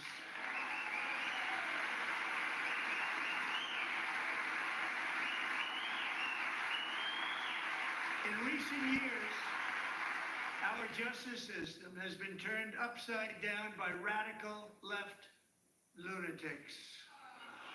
Many jurisdictions virtually ceased enforcing the law against dangerous repeat offenders while weaponizing law enforcement against political opponents like me. My administration has acted swiftly and decisively to restore fair, equal, and impartial justice under the constitutional rule of law, starting at the FBI and the DOJ. Pam, good luck. Cash, wherever you may be, good luck. Good luck. Pam Bondi. Good luck. It's all good. Gonna do a great job. Cash, thank you. Thank you, Cash.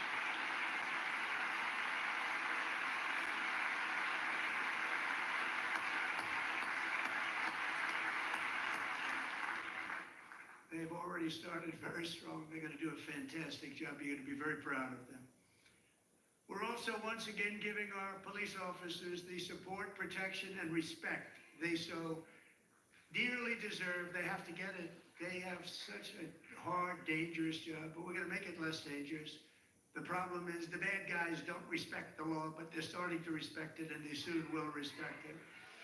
This also includes our great fire departments throughout the country. Our firemen and women are unbelievable people, and I will never forget them. And besides that, they voted for me in record numbers, so I have no choice.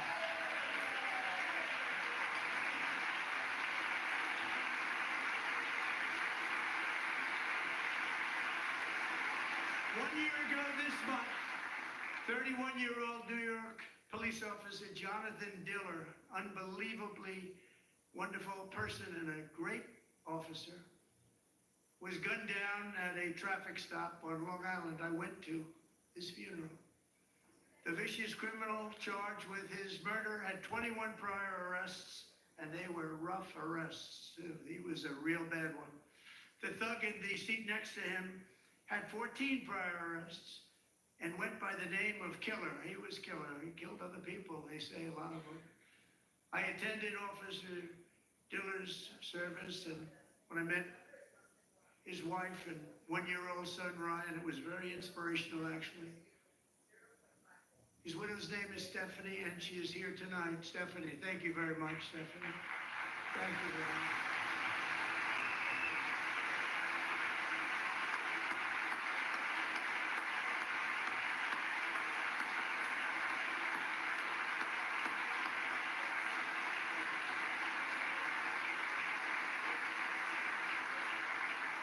Stephanie, we're going to make sure that Ryan knows his dad was a true hero, New York's finest, and we're going to get these cold-blooded killers and repeat offenders off our streets, and we're going to do it fast.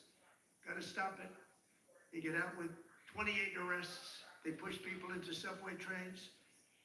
They hit people over the head, back of the head with baseball bats. We got to get them out of here. I've already signed an executive order requiring a mandatory death penalty for anyone who murders a police officer, and tonight I'm asking Congress to pass that policy into permanent law.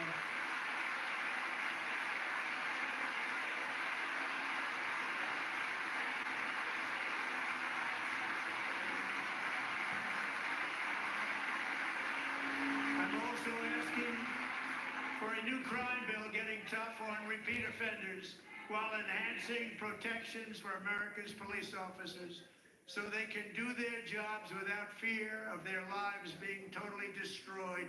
They don't want to be killed. We're not going to let them be killed. Joining us in the gallery tonight is a young man who truly loves our police. His name is DJ Daniel. He is 13 years old, and he has always dreamed of becoming a police officer.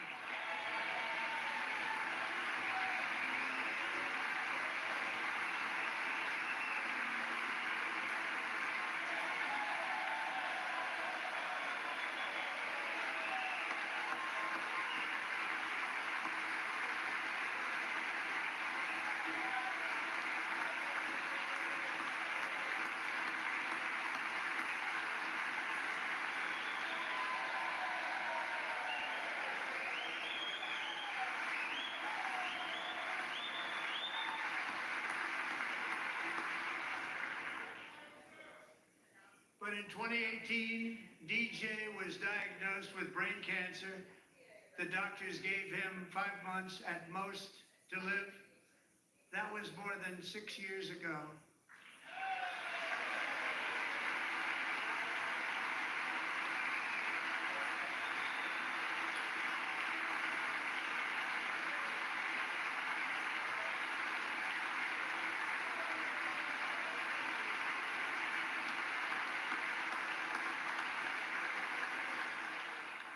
Since that time, DJ and his dad have been on a quest to make his dream come true, and DJ has been sworn in as an honorary law enforcement officer, actually a number of times. The police love him, the police departments love him. And tonight, DJ, we're going to do you the biggest honor of them all. I am asking our new Secret Service Director, Sean Curran, to officially make you an agent of the United States Secret Service.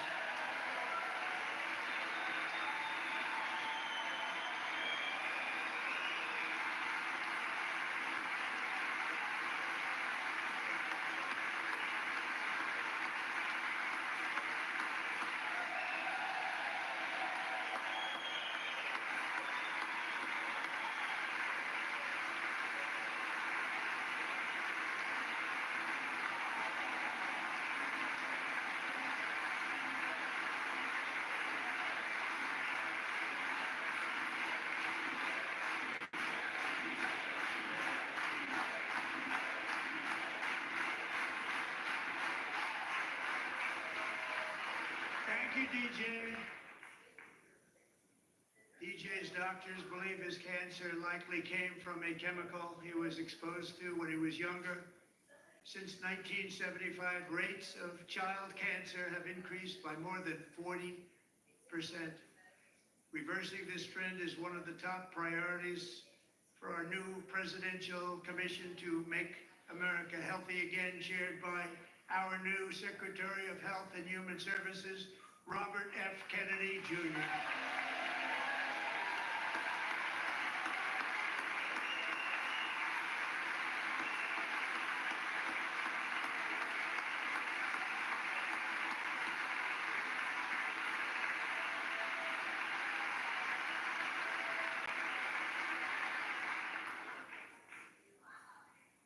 With the name Kennedy, you would have thought everybody over here would have been cheering.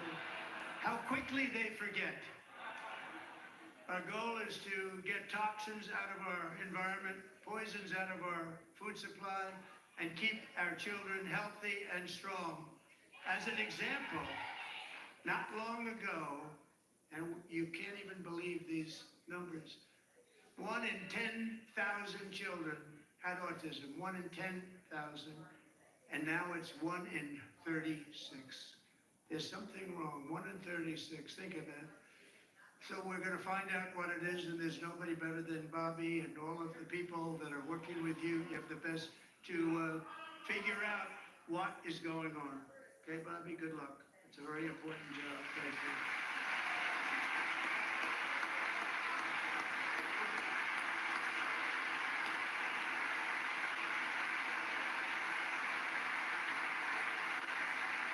Thank you.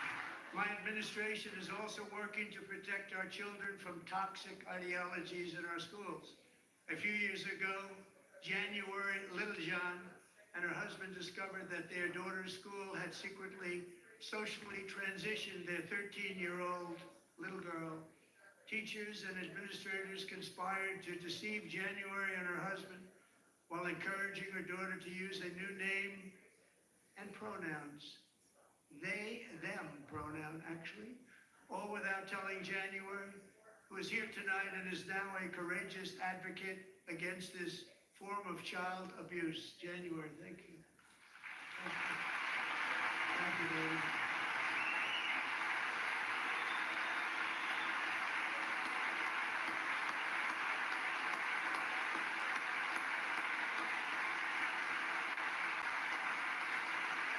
Thank you. Stories like this are why, shortly after taking office, I signed an executive order banning public schools from indoctrinating our children with transgender ideology.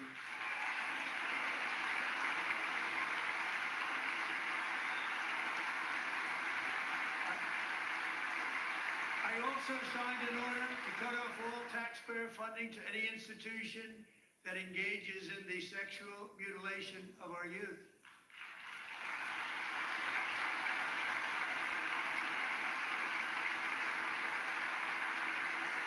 And now I want Congress to pass a bill permanently banning and criminalizing sex changes on children and forever ending the lie that any child is trapped in the wrong body. This is a big lie.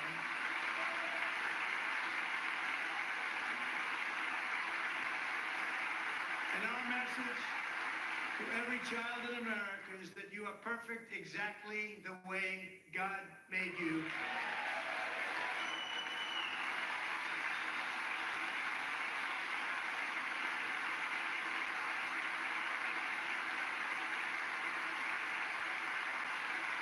Because we're getting wokeness out of our schools and out of our military, and it's already out, and it's out of our society. We don't want it. Wokeness is trouble. Wokeness is bad. It's gone. It's gone. And we feel so much better for it, don't we? Don't we feel better? Our service members won't be activists and ideologues. They will be fighters and warriors. They will fight for our country. And Pete, congratulations. Secretary of Defense, congratulations.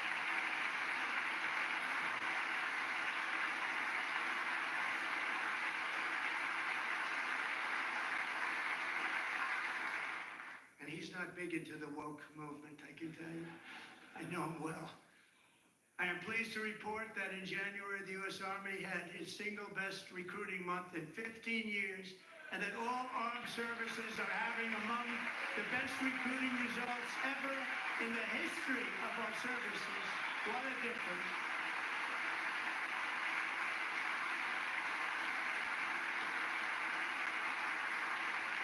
And you know, it was just a few months ago where the results were exactly the opposite. We couldn't recruit anywhere. We couldn't recruit. Now we're having the best results just about that we've ever had. What a tremendous turnaround. It's really a beautiful thing to see. People love our country again. It's very simple. They love our country and they love being in our military again. So it's a great thing, and thank you very much. Great job.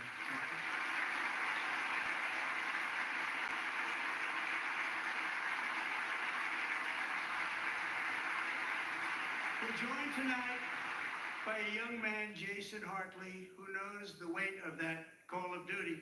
Jason's father, grandfather, and great-grandfather all wore the uniform.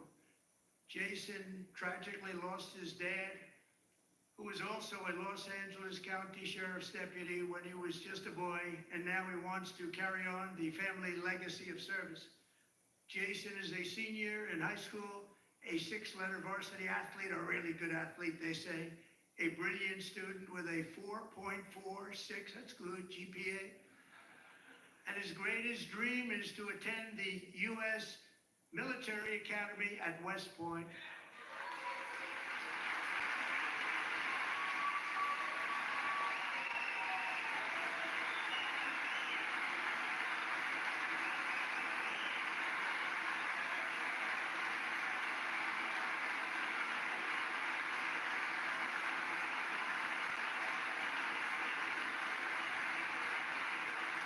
And Jason, that's a very big deal getting in. That's a hard one to get into. But I'm pleased to inform you that your application has been accepted. You will soon be joining the Corps of Cadets.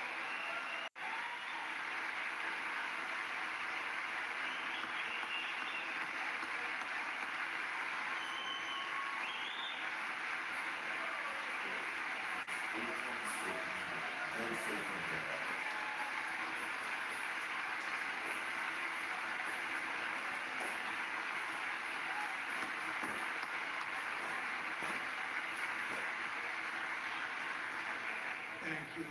Jason, you're going to be on the long gray line, Jason. As Commander-in-Chief, my focus is on building the most powerful military of the future.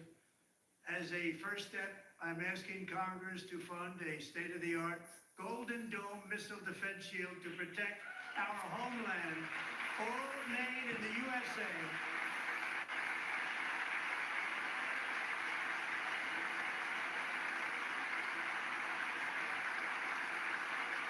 Ronald Reagan wanted to do it long ago, but the technology just wasn't there, not even close. But now we have the technology. It's incredible, actually. And other places, they have it. Israel has it. Other places have it. And the United States should have it too, right, Tim, right? They should have it too. So I want to thank you, but it's a very, very important. This is a very dangerous world. We should have it. We want to be protected, and we're going to protect our citizens like never before. To boost our defense industrial base, we are also going to resurrect the American shipbuilding industry, including commercial shipbuilding and military shipbuilding.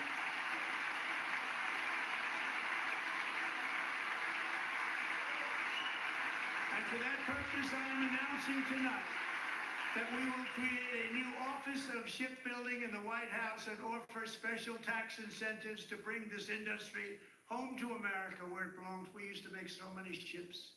We don't make them anymore very much, but we're going to make them very fast, very soon. It will have a huge impact. To further enhance our national security, my administration will be reclaiming the Panama Canal, and we've already started doing it.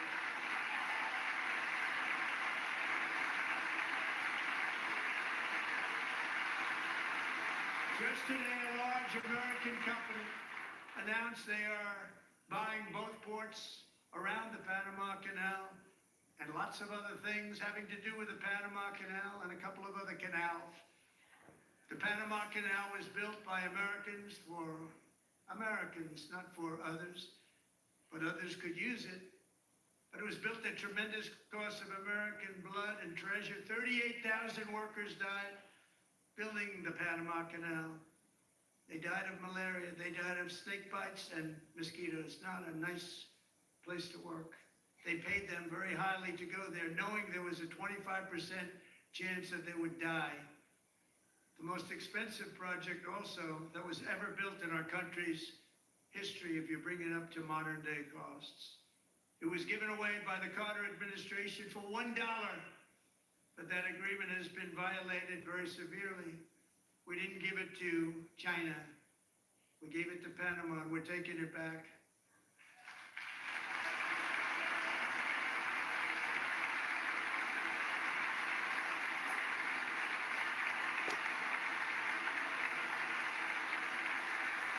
And we have Marco Rubio in charge. Good luck, Marco. Now, we know who to blame if anything goes wrong.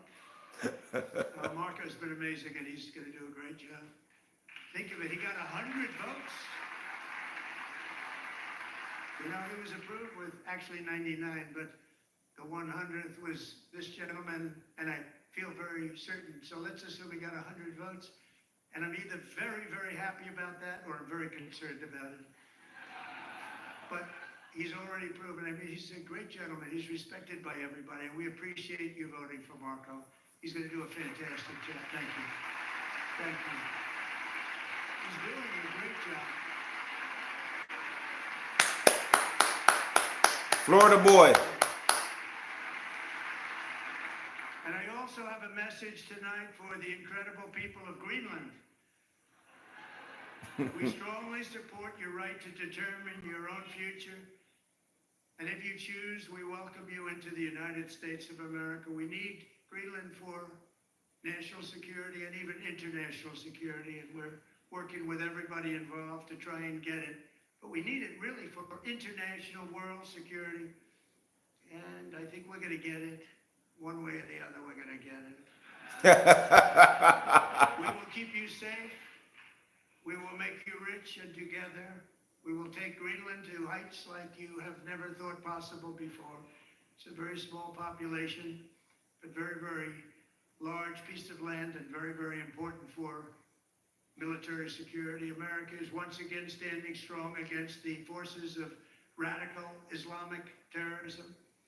3.5 years ago, ISIS terrorists killed 13 American service members and countless others in the Abbey Gate bombing during the disastrous and incompetent withdrawal from Afghanistan. Not that they were withdrawing, it was the way they withdrew. Perhaps the most embarrassing moment in the history of our country. Tonight I am pleased to announce that we have just apprehended the top terrorist responsible for that atrocity, and he is right now on his way here to face the swift sword of American justice.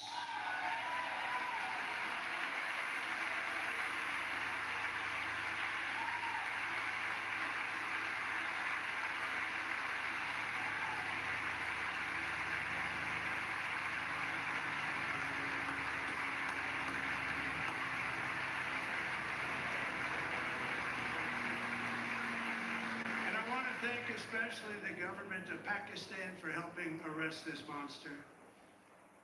This was a very momentous day for those 13 families who I actually got to know very well, most of them, whose children were murdered, and the many people that were so badly, over 42 people, so badly injured on that fateful day in Afghanistan. What a horrible day. Such incompetence was shown. That when Putin saw what happened, I guess he said, wow, maybe this is my chance. That's how bad it was. Should have never happened. Grossly incompetent people. I spoke to many of the parents and loved ones, and they're all in our hearts tonight. Just spoke to them on the phone. We had a big call. Every one of them called, and everybody was on the line, and They did nothing but cry with happiness. They were very happy, as happy as you can be under those circumstances. Their child, brother, sister, son, daughter was killed for no reason whatsoever. In the Middle East, we're bringing back our hostages from Gaza. In my first term, we achieved one of the most groundbreaking peace agreements in generations, the Abraham Accords.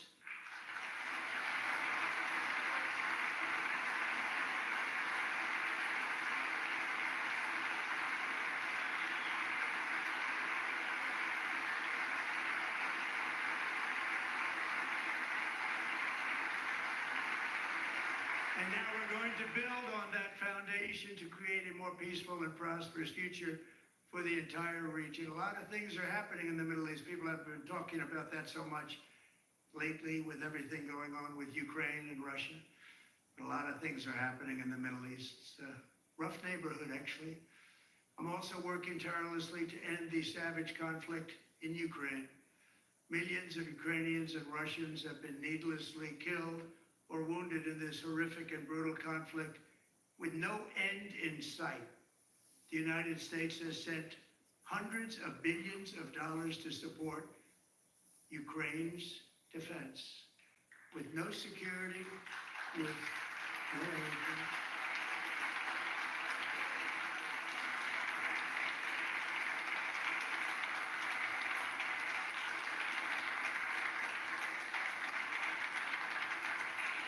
Do you want to keep it going for another 5 years? Yeah, you would say Pocahontas says yes.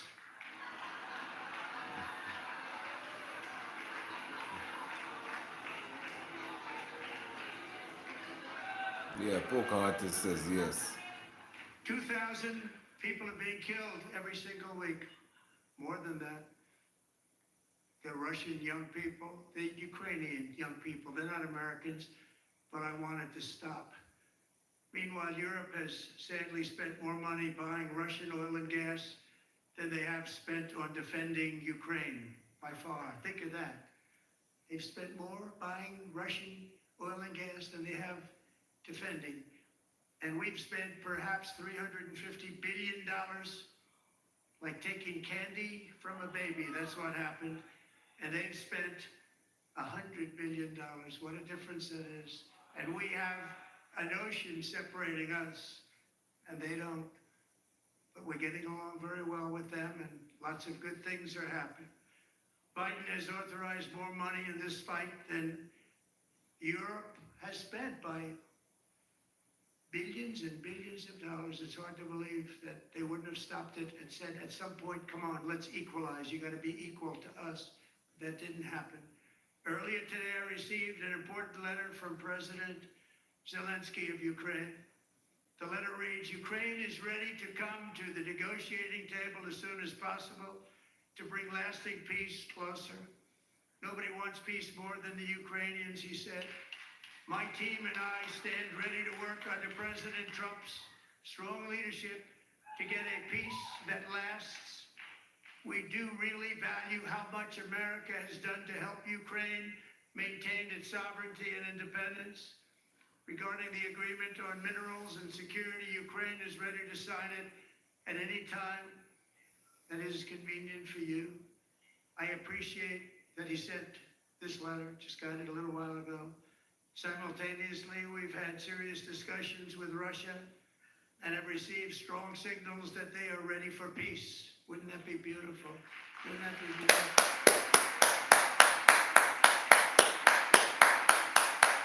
Absolutely.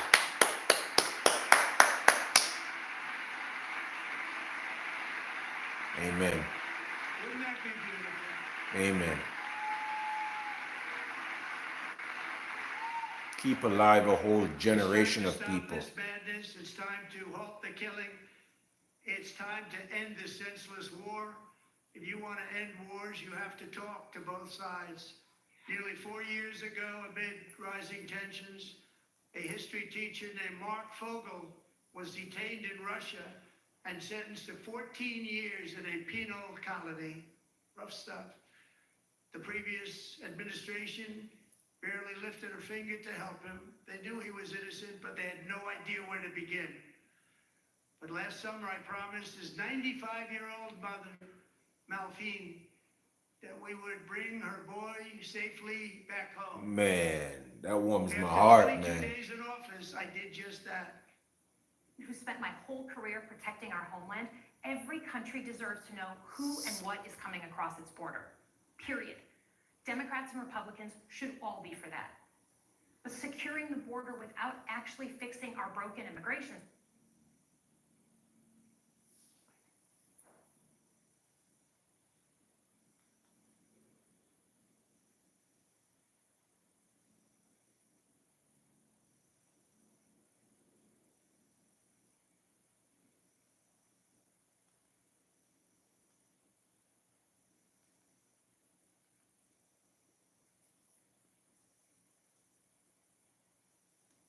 is dealing with the symptom and not the disease. America is a nation of immigrants. We need a functional system keyed to the needs of our economy that allows vetted people to come and work here legally. So I look forward to the president's plan on that. Because here's the thing, today's world is deeply interconnected. Migration, cyber threats, AI, environmental destruction, terrorism. One nation cannot face these issues alone. We need friends in all corners, and our safety depends on it. President Trump loves to say peace through strength. That's actually a line he stole from Ronald Reagan. But let me tell you, He borrowed the it. spectacle that just took place in the Nobody Oval Office steals last anything, week, Reagan especially was something that has rolling been in said. his grave. It's been borrowed. We all want an end to the war in Ukraine. But Reagan understood that true strength required America to combine our military and economic might. So she's pretty much saying, let's go back and just And that keep scene in the fighting. Oval Office wasn't just a bad episode of reality TV. It summed up Trump's whole approach to the world. He believes in cozying up to dictators like Vladimir Putin and kicking our friend. Yeah, that's over. All right, so I don't know why they put this lady to talk. The Democratic Party lost horribly. If it was up to them, we'll still be funding Ukraine with billions and billions of dollars, still letting people on Social Security that are 180 years old still collect dead people. You know, that's why, you know, this is why the Democratic Party lost. They are so out of touch with the rest of the world. Here she's saying we got to show strength. There's time to show strength when we are being threatened. Then you show strength. But when people are dying for no reason at all, and we're footing the bill, then there's time for diplomacy, not strength. Strength, there's a time under the sun for everything. A time for war, a time for peace, a time to reap, a time to sow, a time to cry, and a time to jump for joy. But if you leave it up to Democrats, this is the kind of rhetoric that they spew. Oh, what President Trump just said was all he said was common sense stuff. The United States need to stop footing the bill for everybody else and be the world's piggy bank, which is true. To import any car into any country, we have to pay a shitload of money. But then when they have to do it, they don't pay anything. Why is it that we're funding other countries? Everything under the sun that you can think of, we're funding it for other countries. But we're not funding it for our own people who need the help. What happened to the people here that have slaved for this country, that have bled for this country, that get up and go to work every morning and do jobs that they don't want to do or that they don't have to do? The nurses, the doctors, the servers, the construction workers, office workers, sanitary workers, get up every day. Yet still they can't even buy good food for themselves sometimes. You name it, there's people here who need the help. People that are in homes that are about to lose their home can't find their mortgage. What happened to those people? Why isn't money funneled back into their pockets? And those people have been paying into the system for years, for decades, and they can't catch a break. You can't even go a month where the mortgage company say, hey, listen, man, we're going to give you a break this month. There should be some kind of incentive for banks to say, you know what, you've paid your mortgage for, the past 5 years, you get 6 months of not paying it. Save some money. Those kind of, because you pay for your house 100 times over. You pay for your car 2 times over with interest rates and all that foolishness. But people like this, Slotkin, she'd want us to keep the war going, keep the woke movement going. Have generals there that are half man, half woman, making, I don't know, progesterone kind of decision, And these are the kind of people that just lost the election. She's lost. People say she's smart, but she's not that smart because she's still fighting Donald Trump. Listen to how she talks. In the teeth. He sees American leadership as merely a series of real estate transactions. As a Cold War kid, I'm thankful it was Reagan. No, he doesn't think it's a business transaction. The United States is a business. It absolutely is. It takes business to run this country. Everything he says, it is business. The government is a business. So that goes to show she doesn't know what she's talking about.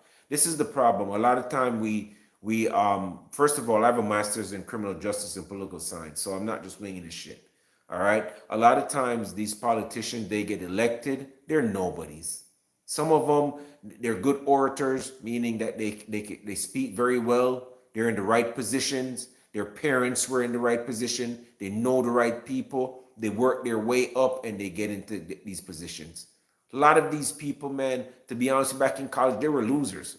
A lot of them didn't, I'm not saying all of them, but a lot of them were time wasters who don't know the law, who don't know how the world really works. They grew up in privileged home and really don't understand the nuances and the little things that make the world go around. Some of them have been rich for so long. They're so, out of touch with reality, out of touch with, the rest of the world, the rest of the people that they help to govern or they represent, that they're elected by. And so they come on TV and talk stuff like this. Look at the Democratic Party. Kamala Harris was given $1.5 billion to run her campaign for her presidential run. And what did she do with it? She spent it on celebrities. A bunch of woke celebrities who don't have a clue how the common man lives day to day. That goes to the first time they gave her the presidential run. What she go do? She go on every woke TV station on the country.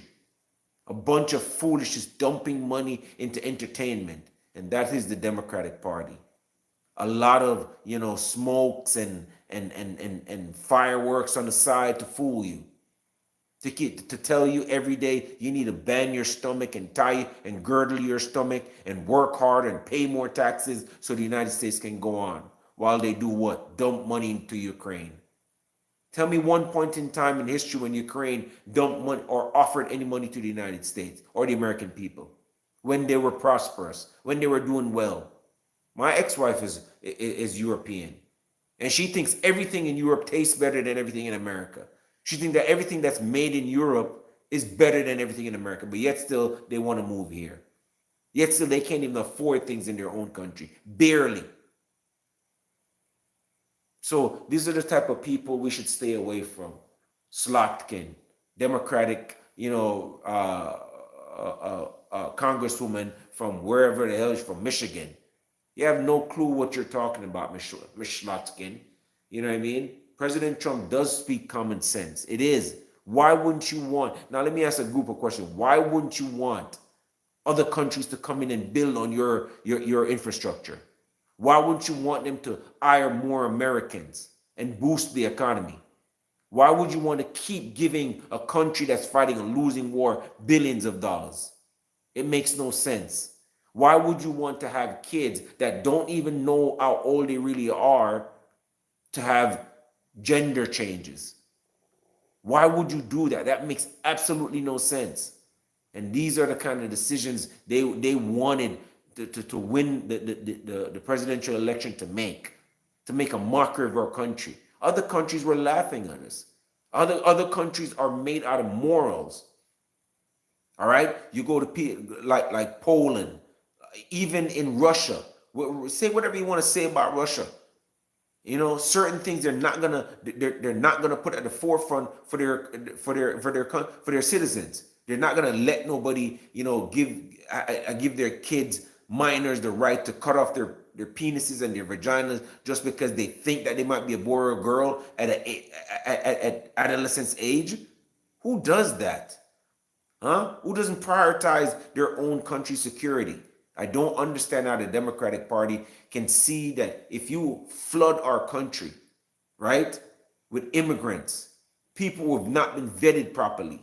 Name me one job that you can go, right, in government or of any standing where you won't be vetted before you go there, before they don't check your credentials. Then what is the difference? Why people have to come into this country and not be vetted? Why wouldn't you want to know what your background is? If your country is not giving you a visa to come to the United States, then why would you be allowed to come here? If your own country is saying to you, nah, we're not giving you this visa to go to the United States, you don't qualify. You might be trouble. Then why should an open border be the solution like for us? Makes no sense. But Biden did that. And they did that to gain a position. They wanted to get these immigrants in our country, you know, naturalize them, give them license so they could vote and secure their position because they knew that they were going to lose it. And that is to show you the type of people these are. They still want to have a hold on the money that they've been making. And we know they rob. That's why they hate Trump. That's why they hate Doge. Because they know he's sniffing them out. And that endless trough of American money that they could dip in and talk about they were sending it to Ukraine or they were using it in Social Security while they were stealing it and siphoning it to their friends and families. The cesspool of thievery is over. And that's what Donald Trump represents. I'm sorry, man, but I don't really want to hear anything else about this woman. She has nothing else I want to hear. Scams, like I'll give you an example. Here's a tax scam for you. Think of every ship you've ever seen, every commercial vessel you've ever seen, ever. What flag has flown on the back of that boat? Have you ever known the flag? Let me give you a hint. It's Liberia or Panama. And you go, why would cruise ships, big super tankers, right? Big giant container ships have Liberian flags on the back. You know what it is? They don't pay tax in America. Think about this. A cruise ship picks up Americans, goes on a cruise, drops off those Americans, and says it makes no money in America. When you fix those kind of tax scams, Ireland has a $60 billion surplus. What do they have? I tell you what they have. They have our pharmaceutical companies and our tech companies doing a tax scam there. You know, finding the cheapest tax and not paying us fair tax. You fix those things, that's hundreds of billions a year. You add all that together, you know what you just did? You balanced the budget in the United States of America doing what? Getting rid of waste, fraud, and abuse, tariffs, gold card, and getting rid of tax scams and paying us fairly. And that will change America in a way that all of you have never seen. The External Revenue Service from then on will be able to lower your taxes. Get rid of the Internal Revenue Service and replace it with the External Revenue Service. Good night, everybody. That's smart. Now that is smart. And Okay, those are the reporters people. there, Howard Lutnick, catching up with reporters there in Statuary Hall. We'll keep our eye on this shot to see if any more of the... Those are the people you want to sit behind, the people who know the economics of the world. Biden's an idiot. I'm glad he left. I'm glad him and Kamala's gone. Glad they're gone. Glad. By God's grace, they're gone. Thank you, Lord Jesus. Remember, we had posed this question to you before the speech. And that question was this: which issue would you like President Trump to focus on tonight? Well, that issue that won more than 50% of you, at 57%, you wanted him to address the Doge cuts. Elon Musk Yes. in the audience, and he... Absolutely. Coconut shrimp and regular Absolutely. I totally agree. That goes exactly what I was saying earlier. Absolutely what I was saying earlier. Elon Musk because the Democratic Party have been using different departments to line pockets of their friends, their interests, their lobbyists. Everybody, they've used the federal government to become rich. People like Nancy Pelosi, you name it, they've been doing it, and it's about time. And I'm glad the people have spoken. Yes, get those people out of there. Multiple times. Was it the border security section? Were it the numerous disruptions from House Democrats and Senate Democrats there? As you know, with these speeches, a lot of moments for applause, but also booing. Was it tariffs? Was it foreign policy? And what about some of those surprise guests? Remember that young 13-year-old who had a brain cancer diagnosis back in 2018.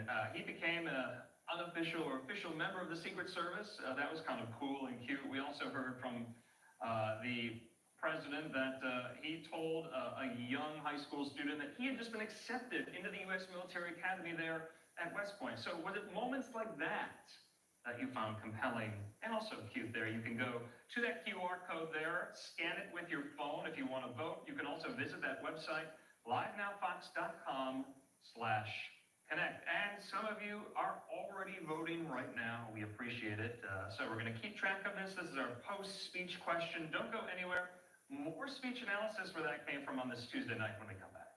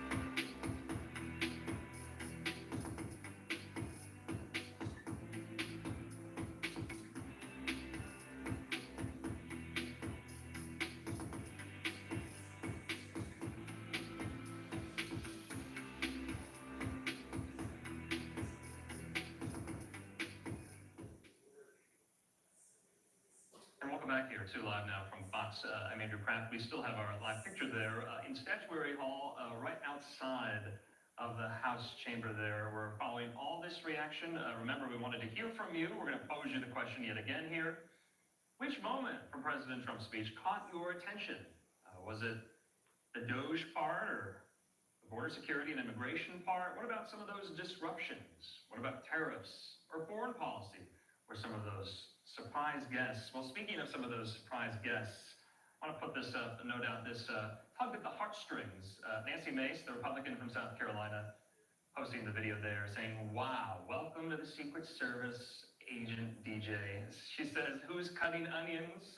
So it's a little misty there in the House chamber. This was quite the moment.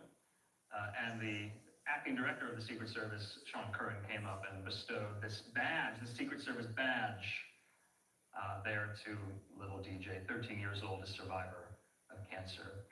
In the meantime, remember some of those disruptions as well. A lot of people are talking about this pretty tense exchange between the Democrat from New Mexico, Melanie Stansbury, and the Republican from Texas, Lance Gooden. Let's show you that yet again here. This was as President Trump was walking into the chamber. Take a look. You might have missed it.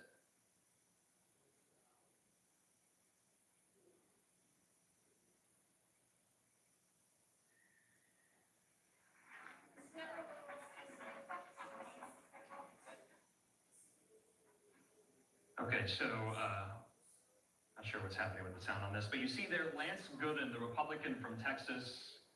There he rips out of the hand of Melody there, Stansbury from New Mexico, that sign that she had written for President Trump to see there. Trump notices the sign very briefly. Let's play that again. All right, let's play that again. Here we have it.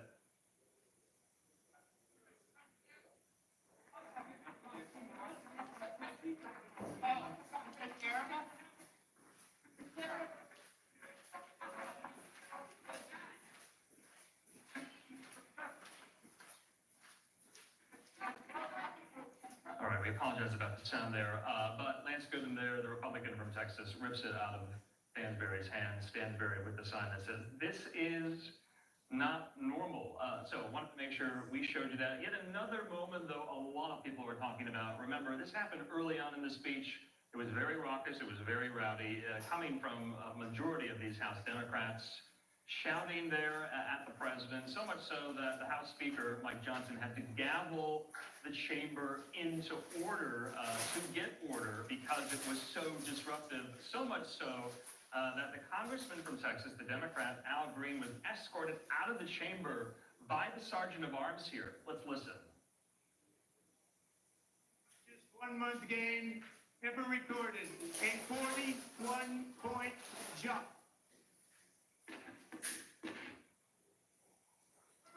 Members are directed to uphold and maintain the quorum in the House and to cease any further disruptions. That's your warning.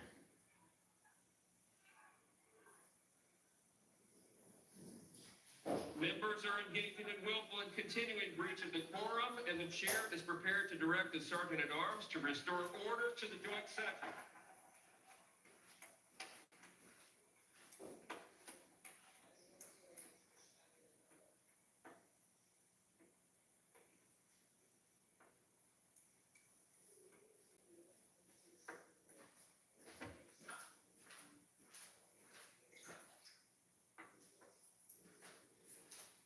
Mr. Green, take your seat. Take your seat, sir. Take your seat. Finding that members continue to engage in willful and concerted disruption of proper decorum, the chair now directs the Sergeant at Arms to restore order. Remove this gentleman from the chamber.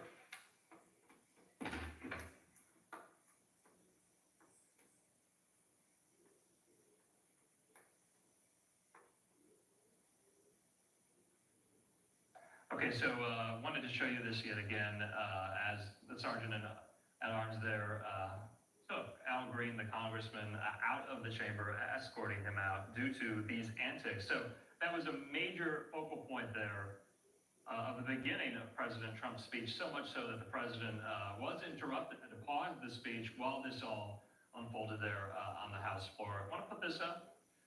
Because Congressman Green told reporters that he was shouting at Trump that he has, quote, no mandate to cut Medicaid before he was escorted out of the chamber.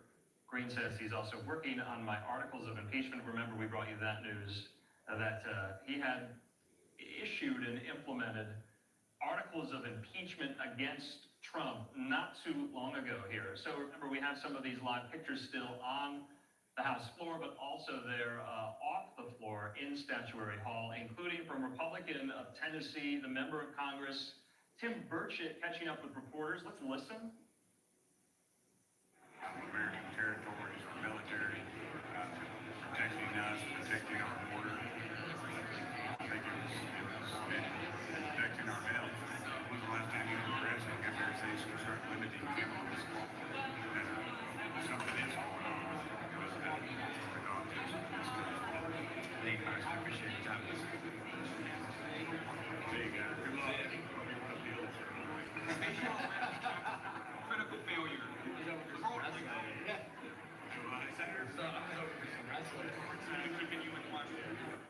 Okay, in the meantime there, we'll keep our eye on that shot, but we do want to get some more expert analysis and context about some of the issues that were discussed in the speech, including the tariffs. President Trump describing tariffs as his favorite word in the English language. Let's talk about them. With Austin Westphal yet again in the Live Now newsroom, and Lydia Mashburn-Newman there with the American Institute for Economic Research.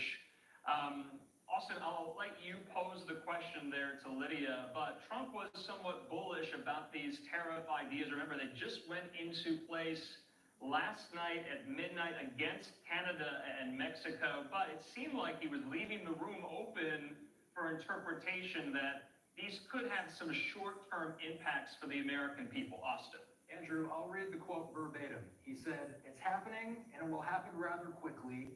There will be a little disturbance, but we're okay with that. It won't be much." My question is Trump leaving some room open there? And is he conceding that this will be posing at least somewhat of a challenge for the American public? It's a great question, and it's been fascinating to watch Trump's speeches about tariffs. He does say that they are his favorite word. It's a tool that he used during his first term, and he is using it now in his second term.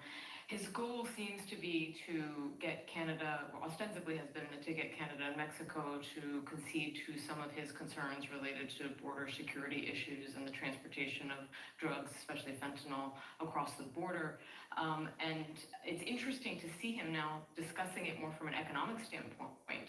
As economists, we do know tariffs at the end of the day, that increase in the price of a good does fall on individual consumers and the U.S. importers of those goods. And so it's interesting that he is cautioning that this is an effect. It would be helpful to see if they would do a full analysis of what the economic impacts or what they perceive the economic impacts to be, because it is quite likely if the tariffs were to go into place fully for any short or extended period of time, we would see prices of goods going up in certain areas, especially agriculture, as well as auto manufacturing and auto parts.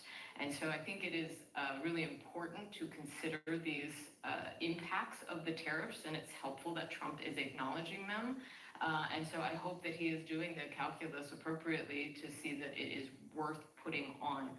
One thing I would note about the autos, we do have a number of autos that are imported from Mexico are some of our more economic models that are driven on the road. Think your Nissan Sentra or your Ford Fiesta. These are cars that are typically priced friendly, but if they have to make up for that tariff that is imposed on them, it could make those economic model cars a little bit more difficult to purchase. And so I think we need to be really mindful of the true effects on U.S. consumers of these provisions. Lydia, this was almost the first time we saw Trump, implicitly and briefly acknowledge that there could be some short-term pain with these tariffs here. And I wanted to ask you, are the impacts going to be felt right away or not? I think you're already seeing manufacturers starting to think about what they're going to do. And there are a number of things they can do. At the end of the day, usually the tariff gets at least partially, if not fully, passed on to the consumer. But there are a number of actions businesses are willing and able to take, including relocating manufacturing to the U.S. in some areas. You have, for example, some BMWs that are manufactured in Mexico. There is a BMW plant already in South Carolina. Whether they can retool to bring those manufactured goods into the U.S. to help avoid those tariffs. These are all things that generally take some time, and depending on the length and duration of the tariffs, those large business adjustments may be worthwhile to make, but they also may not be worthwhile to make in the short term and would lend automakers, I think, more towards passing on the cost of the tariff, at least in the short term, instead of finding ways around it, simply because the time it takes to readjust the business may be somewhat lengthy. All right, Lydia Mashburn-Newman there with the American Institute for Economic Research. Lydia, thanks so much for staying up late. It's been a long night, and we'll talk soon. It has been. Take care. All right, in the meantime here, we're going to keep it moving with more of this reaction and analysis. In the meantime here, like I said, we did have some more responses from some of these lawmakers. But first, so many are talking about that idea, that policy, tariffs here, including the Trump war room, saying whatever they tariff us, we tariff them. Whatever they tax us, we tax them. If they do non-monetary tariffs to keep us out of their market, then we do non-monetary barriers to keep them out of our market there. So from the Trump war room. If we are controlling this, I put in a tweet there from Senator Rand Paul, the Republican of Kentucky, if we can show that, just to highlight some of the Republican criticism of these tariffs on both Canada and Mexico, our neighbors to the south and north here. It doesn't look like we have that. In the meantime, though, like I said, we do have some more of these comments, including from the independent from Vermont, Senator Bernie Sanders. He gave his own response. It's about 5 minutes. We couldn't get to it live. Let's listen. Is to join trade unions, grow the union movement, and prevent corporations from violating labor laws with impunity by passing the PRO Act, legislation that I will be introducing tomorrow. No, we are not going to cut Social Security. Quite the contrary. We must expand Social Security benefits and extend its solvency for the next 75 years by scrapping the cap that allows a billionaire to pay the same amount into Social Security as a truck driver. Too many of our seniors are hurting today for us to be talking about cutting Social Security. Over 20% seniors in this country living on $15,000 a year or less. Further, instead of making massive cuts to Medicaid, we must join every other major country in guaranteeing health care to all of our people through a Medicare for all single-payer program. We must also take on the greed of the pharmaceutical industry, get them to charge us what they charge other countries, reducing prescription drug prices by 50%. And at a time of a terrible housing crisis in Vermont and in every area of our country, we must build at least 4 million units of low-income and affordable housing, stop corporate landlords from jacking up rent prices, and establish a cap on rent. In a competitive global economy, we need the best educated workforce in the world. All of our young people must have the ability to get a higher education by making public colleges, trade schools, and universities tuition-free and canceling student debt. Yes, we can create millions of good-paying jobs by combating climate change and moving our energy system away from fossil fuels and into sustainable energy. You know, I heard a lot of talk about freedom tonight from Mr. Trump. Well, in a free society, we must absolutely guarantee that it is the women of America who control their own bodies, not the local, state, or federal governments. Now, I know, because I've heard from many of you, that there are a lot of people out there who are feeling angry and frustrated at what's going on here in Washington, D.C. And some of you may feel a bit hopeless. So let me say this. At this particular moment in history, despair is not an option. Giving up is not acceptable. And none of us have the privilege of hiding under the covers. The stakes are just too high. Let us never forget, real change only occurs when ordinary people stand up by the millions against oppression and injustice and fight back. That is the history of the founding of our nation, when brave men and women took on the mighty, invincible British Empire. It is the history of the abolitionist movement, the history of the labor movement, the history of the civil rights movement. His old ass need to go sit down now. It's time for you to give up your seat to somebody that's more progressive.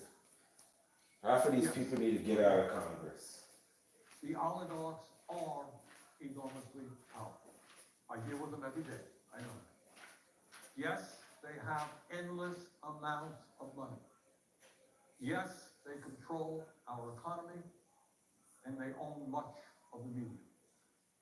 They have enormous influence over our political system. But from the bottom of my heart, I am convinced that they can be beaten. If we stand together and not let them divide us up by the color of our skin, or where we were born, or our religion, or the language we speak, or our sexual orientation. If we bring our people together around an agenda that works for the many and not just the few, there is nothing in the world that can stop us. We can win. We will win. Let us go forward together. Let's hope he means that, because they weren't talking like that when Biden was here. Okay, so wanted to show you a little bit of that. It was about 22 minutes long. We had about 5 minutes of it that we could show you.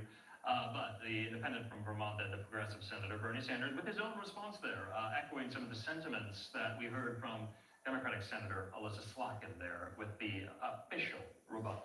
All right, we are fastly approaching the top of the next hour. We do want to take our final commercial break. When we come back, we'll be diving into some of the foreign policy aspects of President Trump's address. We'll have that for you after the break.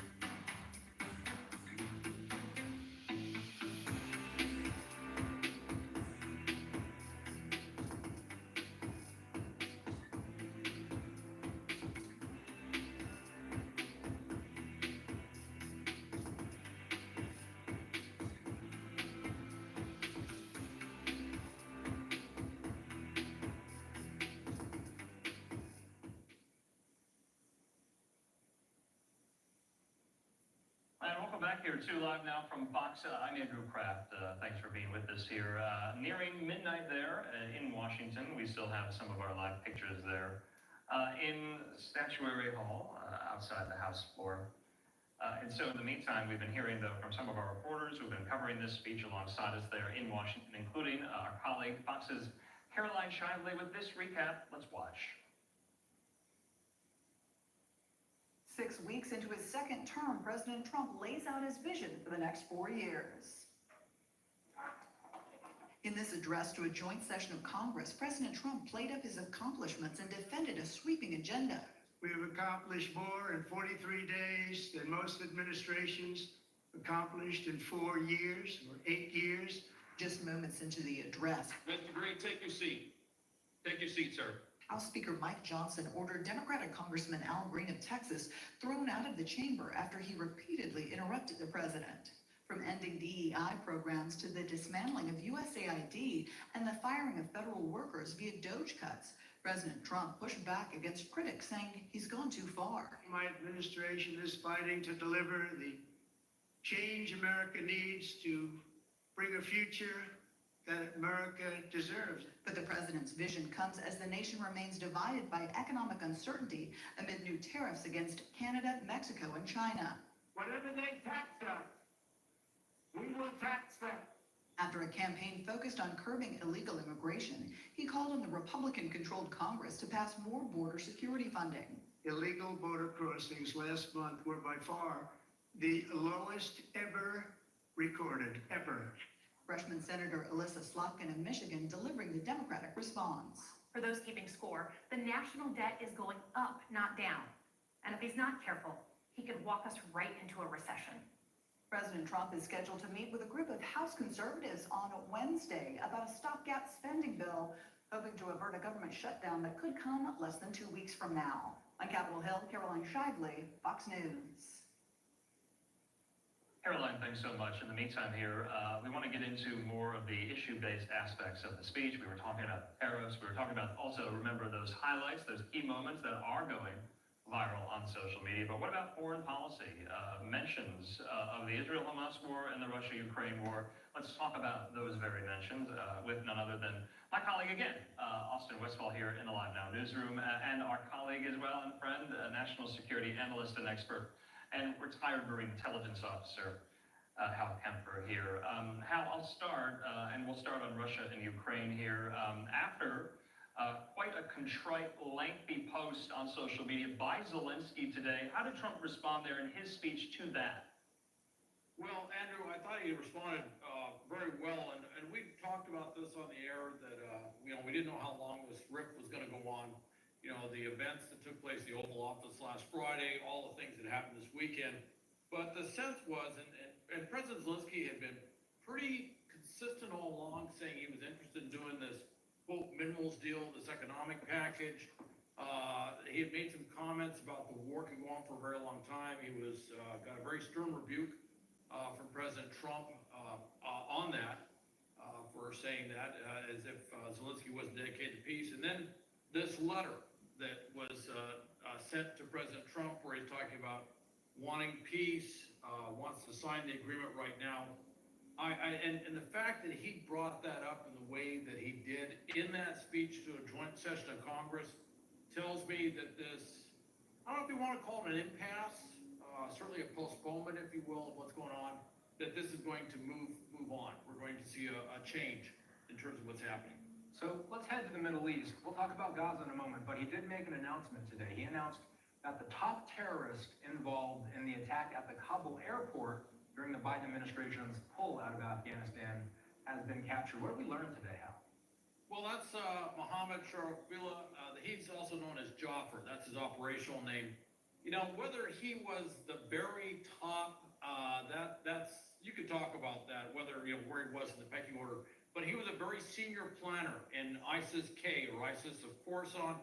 That's that branch of ISIS that operates in Central Asia. That's the branch of ISIS that did the famous attack in Iran at Soleimani's funeral, and then did the famous attack at the mall up in Moscow. And they've been involved in a number of plots and attacks, some of which that haven't happened, some of which that have. And so basically what we have on that is that this was a joint Pakistani-U.S. or U.S. intelligence operation, and I can guess which organizations were involved with that, where they basically intercepted him as he was coming across the border from Afghanistan. He was taken into custody. An FBI team went over to interview him, and certainly the FBI has gotten very, very good at doing these interviews over the last 20-some years, 25 years or whatever, certainly since 9/11. And they got out of him that he was one of the key planners for the Abbey Gate bombing, and now apparently he's on his way back to the U.S. Interestingly, and I don't know for sure, but the way the president described that, it sounds like he may stand trial in the United States. And historically, if you want to go back, many times that these individuals would simply be rendered into U.S. custody, and we put them down in Guantanamo, where they would basically be kind of in a limbo status, legally speaking. So obviously, there might be a little bit of a change. I find interesting that they maybe take him straight in the U.S. and put him into the federal court system. While we're on that subject, I think it's worth mentioning, because we would be remiss if we didn't. One of the many stains in the wake of the botched pullout from Afghanistan there, of course, the terror attack at Abbey Gate, at the Kabul airport that killed 13 U.S. service members. The United States' response, Hal, to who they thought at the time carried that out was also botched. It was. They actually, and I got to tell you, when you're over there and you're tracking targets and you're looking for bad guys, there's a lot of different intelligence that you get. You get stuff that's, basically stuff that you see, if you will, imagery intelligence, and today it's usually live feed. You can have different types of measurements, signatures intelligence, obviously signals intelligence, listening to various phone or other communications. Quickly, there was a lot of pressure to get that done. And unfortunately, it was a drone strike on a car, and it turned out not to be the terrorist, turned out to be a family, kind of adding tragedy onto tragedy. But, the sad truth is that it's a battleground. And mistakes do happen, but in this case, it sounds like they've really gone through the process. They have somebody who is directly responsible. They're going to bring him back, and I would imagine that Jaffer has been a wealth of intelligence on ISIS-K and how they operate in Afghanistan and probably elsewhere around the region. So they've probably got a lot of valuable intelligence that they've been acting on. Before they ever make a statement like this, they would be acting on this to kind of bring it together. So I wouldn't be surprised if we see some other interesting announcements about U.S. operations against ISIS-K or allies' operations against ISIS-K in various disparate parts of the world. Let's move over to Gaza. So we have talked at length about that video, that AI-generated video that the president sent out showing his vision of a futuristic Gaza. We did hear him briefly talk about the Israel-Hamas war during today's speech, Hal. Did he give us any more context, any more clarity as to where this war is headed and how close phase 2 of the ceasefire may actually be? I didn't get a lot, briefly, I think is the operative term there. I didn't get a lot from that, Austin, he kind of threw that out there. I was waiting to hear more.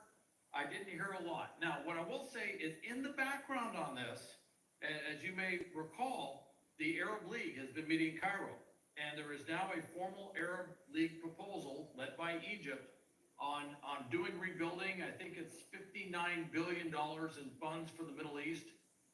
These are non-U.S. funds, non-Israeli funds that would go into rebuilding Gaza. Has been put part of this proposal. The plan is not to relocate the Palestinian residents of Gaza to some other third country, but to keep them where they are. And I have to take a little step back, and you've heard me say this previously. That AI video you reference, from a cultural context throughout the Arab countries, let's just say that is not well received. Okay, that is particularly. I would think they would take some offense to the poolside picture with Bibi Netanyahu and President Trump there with a refreshing beverage in front of this glorious resort. I almost got a sense that was put together particularly to spur the Arab nations into coming up with a proposal. And if that was the original intent, I think they need to get in the back closet, dig out that mission accomplished sign that we had after going into Iraq and put it up there, because they've certainly come up with I'm not saying it's the end of negotiations. I'm not saying that that's going to be the final plan, but they have spurred the Arab League certainly into doing something that the Arab League seem to be dragging their feet on.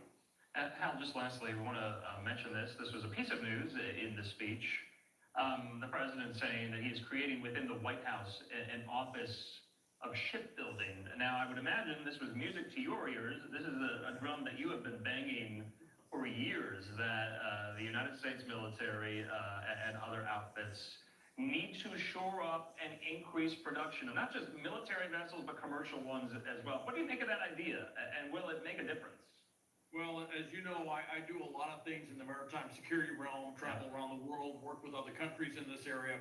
One of the things, and of course, being a retired Marine, part of the Department of the Navy, shipbuilding is near and dear, and that has been a frustration literally going back over 25, 30 years. At the end of the Cold War, there was this base realignment and closure commission that was closing bases all over, and they closed a number of naval bases. The Navy, for example, in the Pacific, where our focus of effort is, dealing with the threat from China and dealing with possible operations in the West Pacific.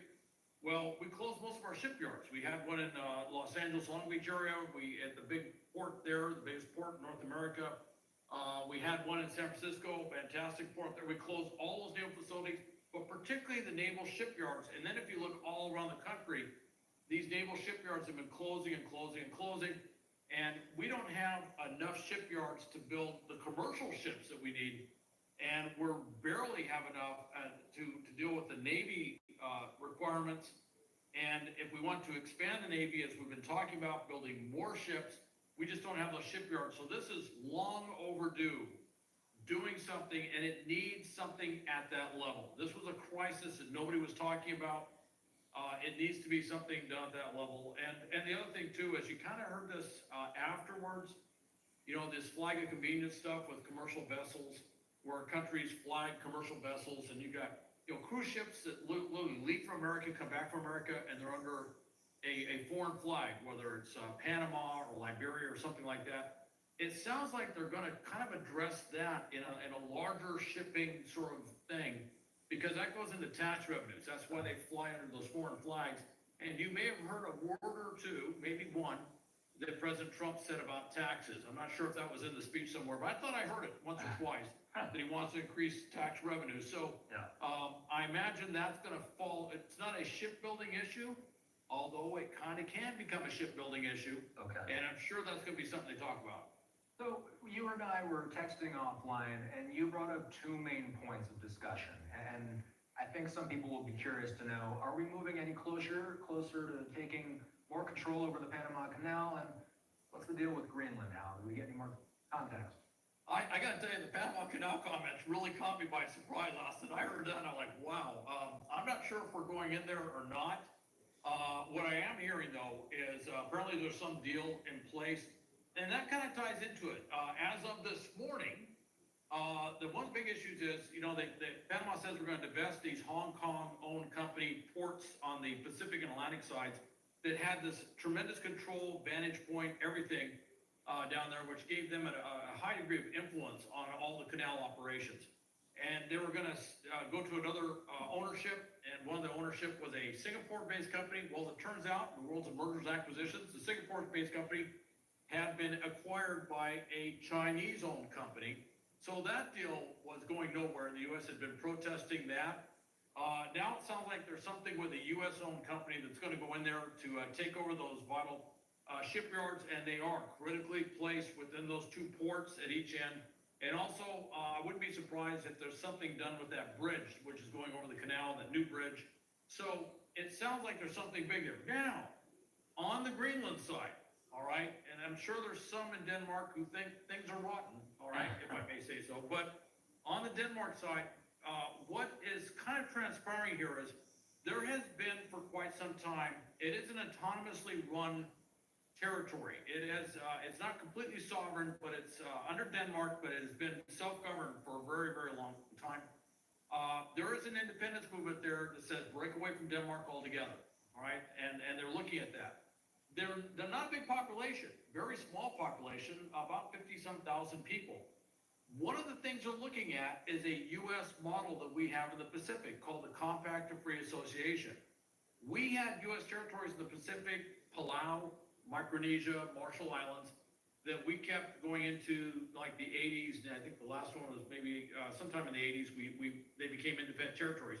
However, we are responsible for their security, national security, and one of the things that I did going to those countries for years was working on their homeland security side of that. So in that regard, they're like U.S. territories. When people join the military in those countries, they join the U.S. military. That's been brought up as a model for Greenland. And if you look at the populations, I think, Palau's like 35,000 people. And if you look at the population of Greenland, you go, that model might actually work. And it was interesting because President Trump dovetailed his comments on Greenland talking about security. Security is the cornerstone of the compact system.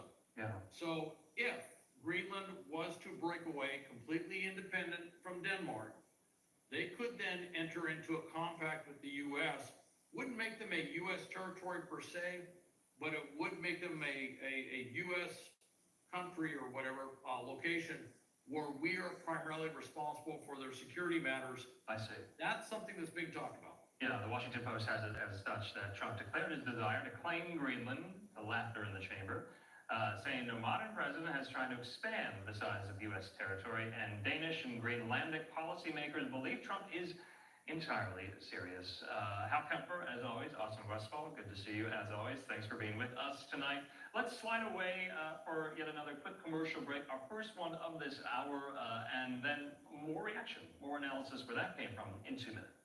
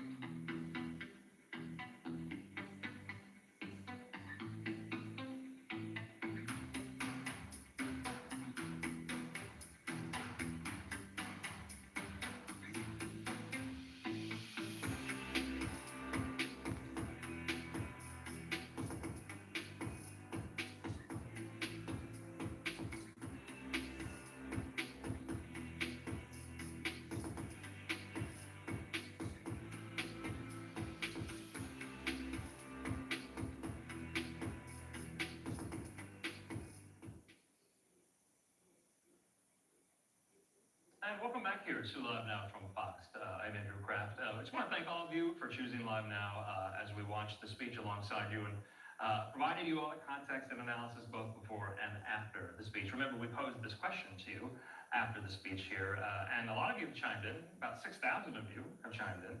And you see there, that was the question, which moment from the speech caught your attention?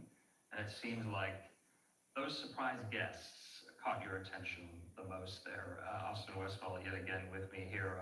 Austin, we got the breakdown, the percentages here. People have weighed in on this. Yep. You weigh in yourself. We were all in the newsroom watching this thing live, and I think all of us kind of scoffed and looked at each other in bewilderment when we saw Speaker Johnson take to the mic and actually speak up in the middle of a State of the Union address. You and I have watched State of the Union after State of the Union. This one is not officially called a State of the Union. This is a joint session of Congress speech, but you just don't see that happen. And there's the moment where he did have to bang the gavel, and ultimately, and as you see there, and I want to say too, we didn't really mention it on air, but I did see at least a few other people who were escorted out of the room wearing shirts in protest. I don't know if we ever got the identities of those people, but the camera did catch, from my eye, I saw at least 2 other people that were being escorted out. I don't know if those were publicly elected officials, but I gotta say, Andrew, Andrew. I definitely, that is what sticks out to me was Speaker Johnson. We're used to hearing the president speak during these speeches, and we're used to those two heads, the VP and the speaker, kind of nodding or applauding or shaking their head behind the president. But to actually get on the mic and say something, that would be my reply. If I was going to hit the QR code, which by the way, let's put that QR code up one more time. Maybe the folks can still vote on it, but nonetheless, looks like surprise guests having a dominant victory here tonight, Andrew. Yes, and little DJ there became an official member of the Secret Service. That was a very cute moment there, suffering from cancer at such a young age. He's only 13 there, Sean Curran, the Secret Service director, giving him that badge there to rapturous applause in the audience there and in the gallery. So one of these cuter moments in the mix with all the political fanfare, the theatrics, the antics, the policy, the issues, the really showbiz quality of American politics. In the meantime here, Austin, thank you so much. But we did want to take the opportunity to show you in full Senator Bernie Sanders, his own response. This was not the official Democratic response. Remember, this was given by Senator Alyssa Slotkin of Michigan, though the progressive wing of the Democratic Party, in the form of Bernie Sanders, felt the need to also issue their full response via Sanders. Let's watch the whole thing.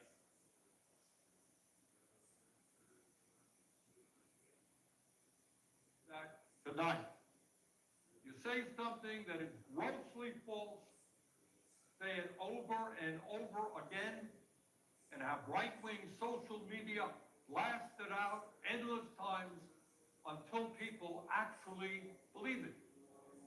And then, rather than address the real issues facing the American people, the struggles that the American people are facing, we find ourselves wasting endless amounts of time discussing Trump's absurdities.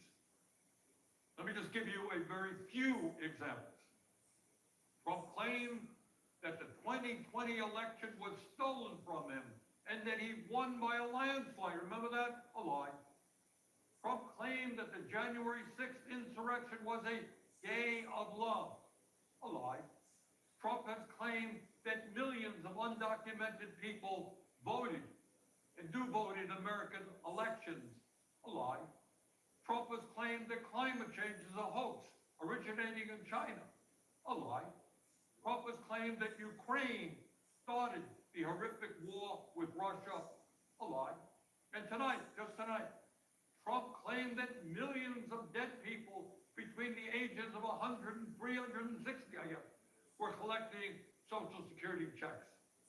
And that is an outrageous lie intended to lay the groundwork for cuts to Social Security and dismantling the most successful and popular government program in history. So let's be clear about that. Well over 99% of Social Security checks are going out to people who earned those checks. 70 million Americans. Nobody who is 150 years old or 200 years old or 300 years old is receiving Social Security checks. And on the lies go. Now, the purpose of all of this lie is not just to push his hateful right-wing ideology. It is not just to try to divide us up. It is more than that. It is a masterful effort, and you saw that tonight, to deflect attention away from the most important issues facing the people of our country. Issues that Trump and his billionaire friends do not want to address because it is not in their financial interest to do so. Trump gave his State of the Union speech tonight. But if you listen closely, that speech had very little to say about the State of the Union, about what is really going on in our country, especially for working families. Trump spoke for over 90 minutes, well, I must confess it seemed a lot longer than that, and he almost completely ignored the issues that are keeping working people up at night as they worry about how their families are going to survive in these very tough times. And I will tell you exactly why Trump had very little to say about the real crises facing the working class of this country. Think back 6 weeks ago when Trump was inaugurated for a second term as president, just 6 weeks ago. Standing right behind him were the three wealthiest men in this country, Mr. Musk, Mr. Bezos, and Mr. Zuckerberg. And standing behind them were 13 other billionaires who Trump had nominated to head major government agencies. Many of these same billionaires, including Musk, were in the Capitol tonight listening to that speech. In other words, it is there for all to see. The Trump administration is not hiding it. The Trump administration is a government of the billionaire class, by the billionaire class, and for the billionaire class. Notwithstanding some of their rhetoric, this is a government that could care less about ordinary Americans and the working families of our country. My friends, we are no longer moving toward oligarchy. We are living in an oligarchic society.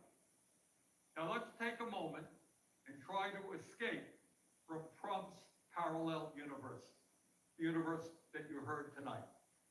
Let's do something really, really radical. Let's actually take a hard look at the problems that Americans are facing. Today, 60% of Americans are living paycheck to paycheck. Unlike Trump, I grew up in a family that lived paycheck to paycheck, and I know something about that reality. It means that every day, millions of Americans worry about how they're going to pay their rent, pay for childcare, pay for a doctor's visit when they get sick. They worry about what happens when their car breaks down and they can't afford the $1,000 it costs to get it fixed. And what happens when they can't get to work because they don't have a car. They worry about how they can afford to buy healthy food for their kids when the price of food is off the charts. Funny, I heard Trump speaking for 90 minutes tonight. I didn't hear one word from him about the economic reality facing 60% of our people, or the enormous stress that they are living under. 90-minute speech, not one word about the economic reality facing American workers. But that's not all. Today in America, everyone knows that our healthcare system is broken. It is dysfunctional, and it is outrageously expensive. We remain the only wealthy nation on earth not to guarantee healthcare for all. Mr. President, you really want to make America great again? Then make sure that every American, regardless of income, can go to a doctor or a hospital and not worry about how they're going to pay the bills. President Trump, healthcare is a human right. I didn't hear one word from you, not one word. Over 90-minute speech, not one word from you about the healthcare crisis that is impacting many, many millions of our people. Nor did I hear you say why we pay by far the highest prices in the world for prescription drugs, sometimes 10 times more than the people in other countries, and why 1 out of 4 Americans are unable to afford the prescriptions their doctors prescribe.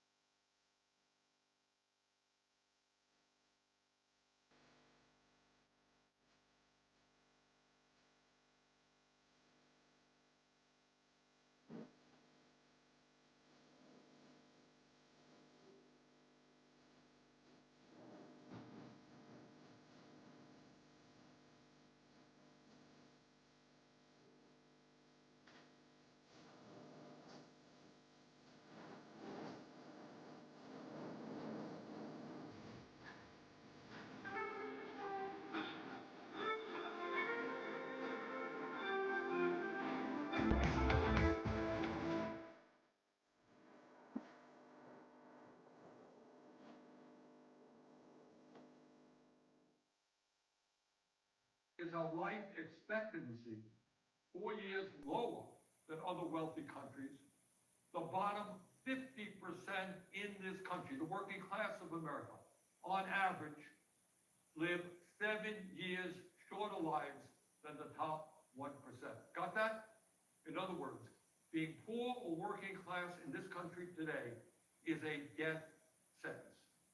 Did you hear any discussion tonight as to why so many of our people are living shorter lives than they should?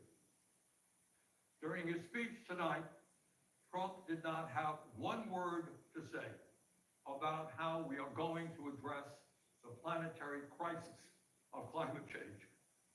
The last 10 years, as most Americans know, have been the warmest ever recorded, and extreme weather disturbances and natural disasters have been taking place all over the world, from California to India, across Europe to North Carolina. And yet, not surprisingly, Trump had nothing to say about climate change except, I guess, drill, baby, drill. Well, that's going to help a whole lot. And let's be clear. Not only did Trump fail to talk about some of the most important issues facing the working class of America, but the solutions, in quote, he proposed would only make a bad situation even worse. Yep, I did hear Trump talk tonight about some tax breaks for working families in terms of not taxing tips, not taxing Social Security, and not taxing overtime. Fine. But that is chump change compared to the benefits he's going to give to the 1%. And it doesn't tell the whole story about his tax policies. According to a recent study by the Institute on Taxation and Economic Policy, if all of Trump's so-called America First policies are enacted, including his tariffs, which he spoke a lot about tonight, the bottom 95% of Americans will see their taxes go up, while the richest 5% in our country will see their taxes go down, way down. Tonight, in so many words, Trump urged Congress to pass his big, beautiful budget. You know what's really in it? This budget would cut Medicaid by $880 billion. Oh, I guess Trump forgot to talk about that $880 billion cut in Medicaid. According to one estimate, it means that up to 36 million Americans, including millions of children, would be thrown off the health insurance they have. Hey, a 90-minute speech tonight, not one word about throwing millions of kids off of the health insurance they have. When you cut Medicaid drastically, it means that nursing homes that receive 2/3 of their funding from Medicaid will either have to shut down, lay off workers, or significantly scale back the services they provide. Gee, I didn't hear that from Trump tonight either. It would be a devastating blow, these cuts to Medicaid, for the 32 million Americans who get their health care at community health centers. And it's not just Medicaid that Trump's budget would cut. It would also cut nutrition assistance by at least $230 billion. Now, I want you to think about that for a moment. And can you imagine? The billionaire class, people who can support their families, some of these guys have tens of billions of dollars, support their families for the next 10 generations, 50 generations. People who live in incredible opulence. People who own their own jet planes, they own their own private islands, they own their own spaceships, trying to get tax breaks by taking food out of the mouths of low-income kids. That truly is disgusting. What we are seeing is the Robin Hood principle in reverse. Taking from the poor and giving to the rich and the very, very rich. And here is something else Trump has been doing. For the past several weeks, he and his good friend Elon Musk, who was up there in the audience tonight, have been throwing hundreds of thousands of federal employees off their jobs. Now, I know some of you are saying, well, that's too bad, but that's the federal government, not me, it's not me, it's just those guys who work for the federal government. But I you to think about this. Think about it for a moment. If Musk and his friends can arbitrarily throw federal workers out on the street today, what do you think that Musk and his fellow billionaires will be doing tomorrow when artificial intelligence and robotics explode in this country? Do you think they'll give a damn about you and your families? No, they will treat you exactly the way they're treating federal employees today. You will be out on the street as well. But it's not only absurd domestic policies that we've got to fight. For the first time in our 250-year history, we have a president who is turning his back on democracy and aligning us with authoritarianism. No, we must not abandon the people of Ukraine who were invaded by the Russian dictator, Vladimir Putin. We must always stand for democracy, not dictatorship. Let me be very clear. Regardless of where Trump is taking this country, here's what I think and what I believe the American people want us to do.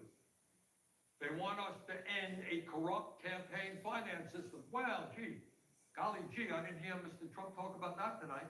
A corrupt campaign finance system which allows a handful of billionaires to buy elections. It is beyond crazy that someone like Elon Musk can contribute over $270 million to help get Trump elected, and then he gets to run the government.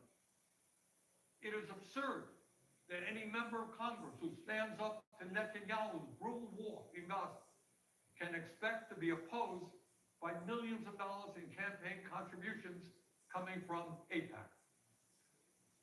The American people want us to end this disastrous Citizens United Supreme Court decision and move to the public funding of elections. Democracy is supposed to be about one person, one vote, not billionaires buying the political candidates of their choice. And further, no, we should not be giving tax breaks to billionaires. That's not what we should be doing. We must demand that the wealthiest people in this country start paying their fair share of taxes. We must raise the federal minimum wage of $7.25 an hour to a living wage of at least $17 an hour. We must make it easier for workers to join trade unions, grow the union movement, and prevent corporations from violating labor laws with impunity by passing the PRO Act, legislation that I will be introducing tomorrow. No, we are not going to cut Social Security. Quite the contrary. We must expand Social Security benefits and extend its solvency for the next 75 years by scrapping the cap that allows a billionaire to pay the same amount into Social Security as a truck driver. Too many of our seniors are hurting today for us to be talking about cutting Social Security. Over 20% seniors in this country living on $15,000 a year or less.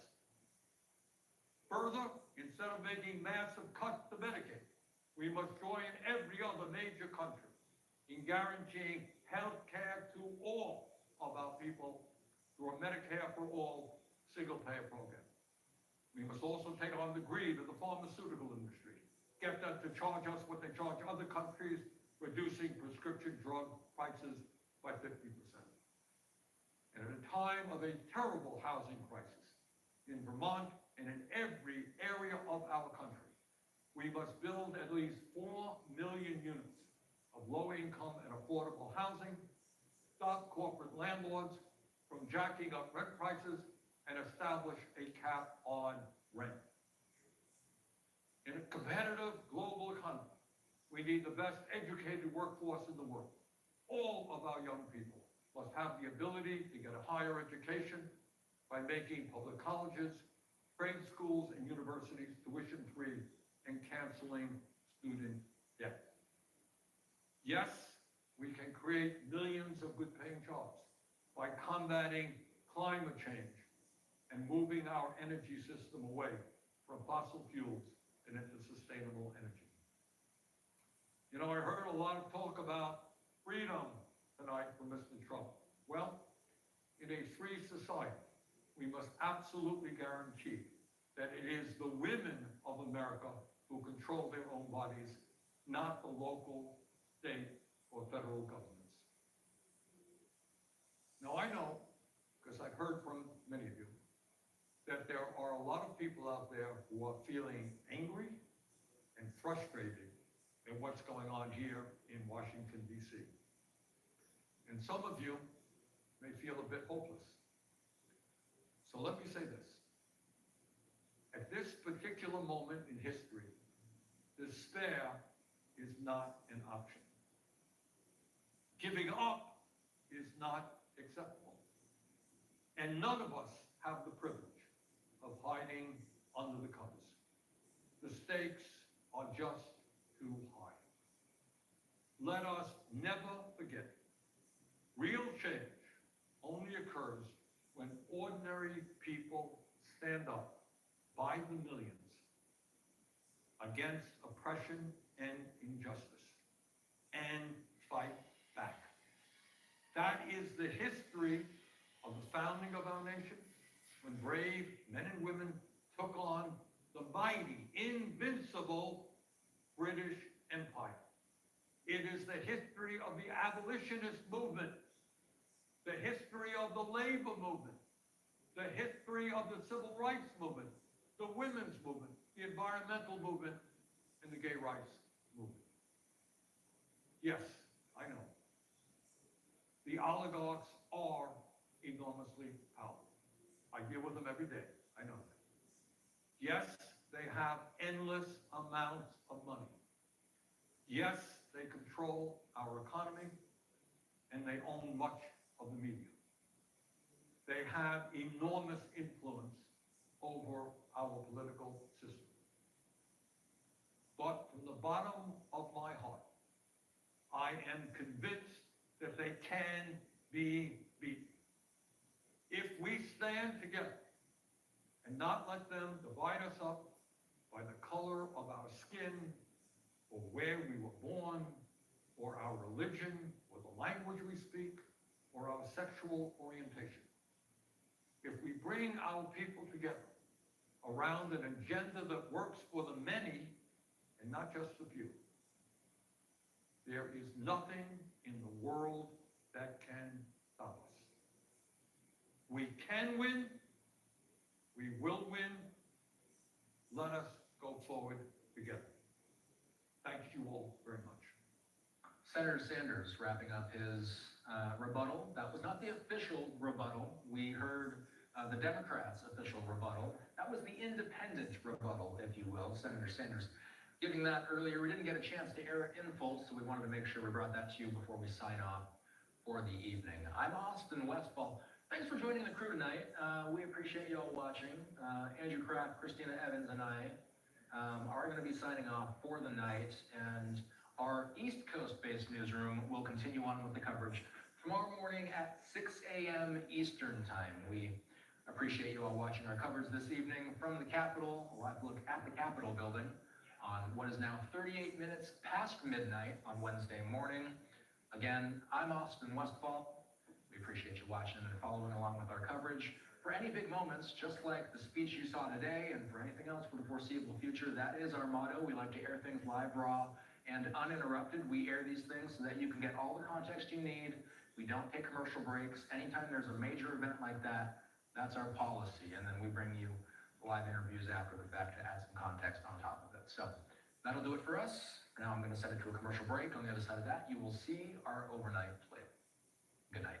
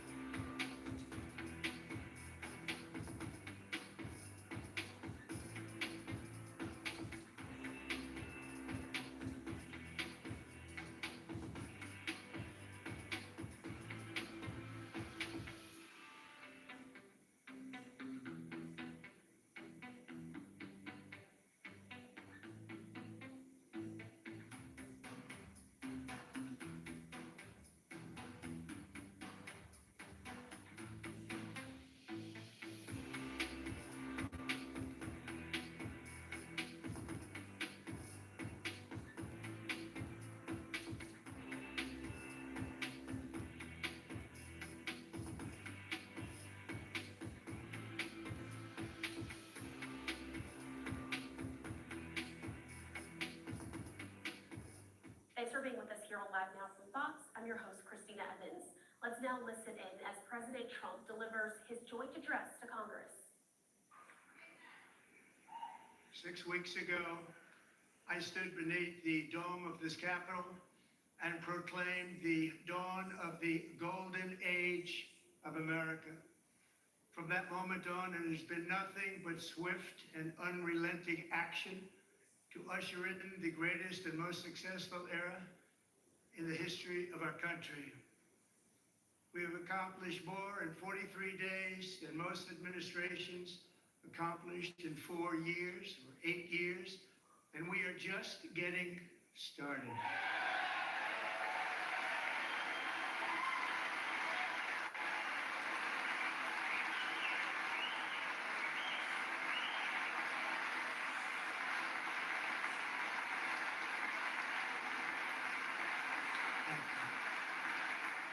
I return to this chamber tonight to report that America's momentum is back, our spirit is back, our pride is back, our confidence is back, and the American dream is surging bigger and better than ever before.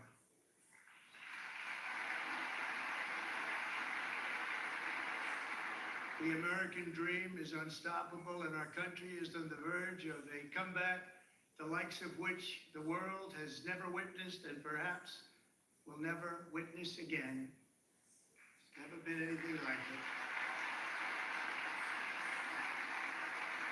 The presidential election of November 5th was a mandate like has not been seen in many decades. We won all 7 swing states, giving us an electoral college victory of 312 votes.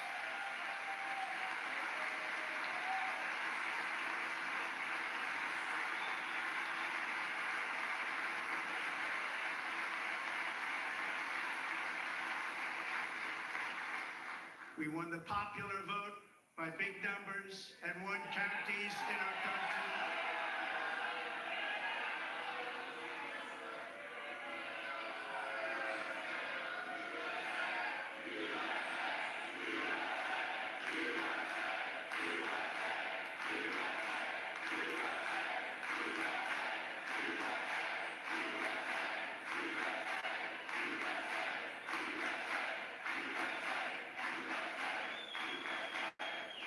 Counties in our country, 2,700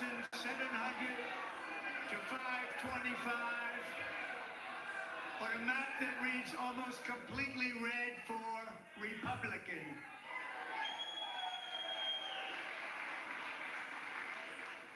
Now, for the first time in modern history, more Americans believe that our country is headed in the right direction than the wrong direction. In fact, it's an astonishing record, 27-point swing, the most ever.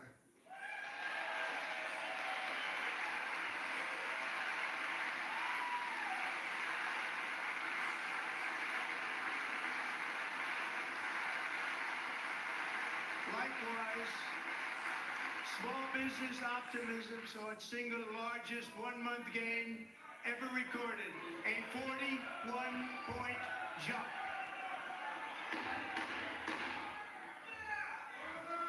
Members are directed to uphold and maintain decorum in the House and to cease any further disruptions. That's your warning.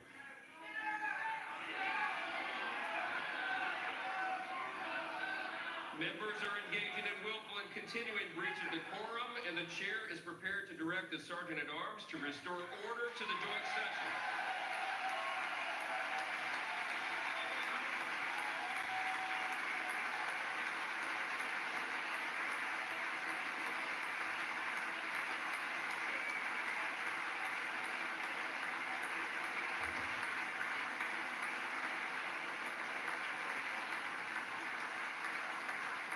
Mr. Green, take your seat. Take your seat, sir. Take your seat. Finding that members continue to engage in willful and concerted disruption of proper decorum, the chair now directs the Sergeant-at-Arms to restore order. Remove this gentleman from the chamber.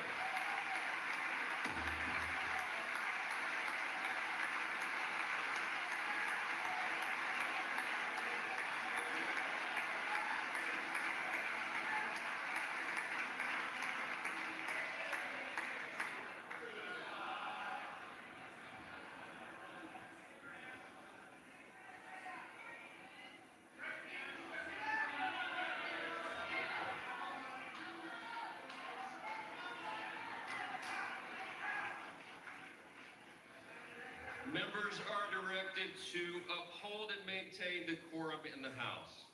Mr. President, you continue. Thank you. Over the past 6 weeks, I have signed nearly 100 executive orders and taken more than 400 executive actions, a record to restore common sense, safety, optimism, and wealth all across our wonderful land. The people elected me to do the job, and I'm doing it.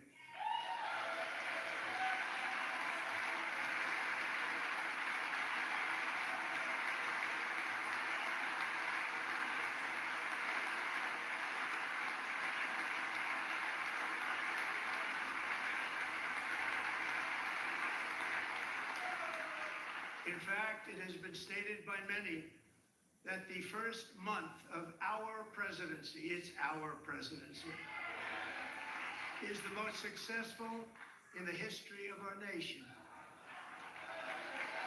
By many.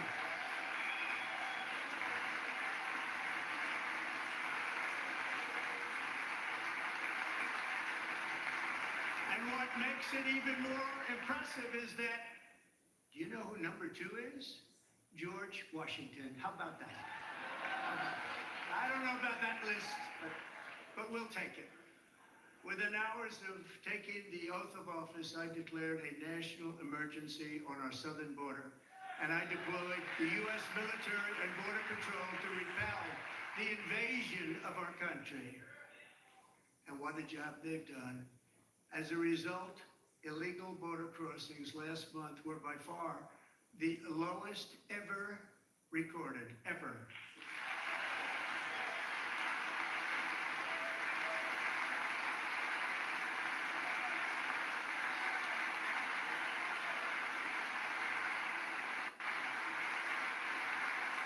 They heard my words and they chose not to come. Much easier that way. In comparison, under Joe Biden, the worst president in American history, there were hundreds of thousands of illegal crossings a month, and virtually all of them, including murderers, drug dealers, gang members, and people from mental institutions and insane asylums, were released into our country. Who would want to do that? This is my 5th such speech to Congress. And once again, I look at the Democrats in front of me, and I realize there is absolutely nothing I can say to make them happy or to make them stand or smile or applaud. Nothing I can do. I could find a cure to the most devastating disease, a disease that would wipe out entire nations, or announce the answers to the greatest economy in history, or the stoppage of crime to the lowest levels ever recorded.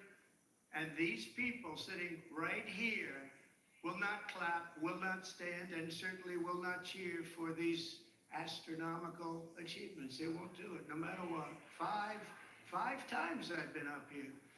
It's very sad, and it just shouldn't be this way.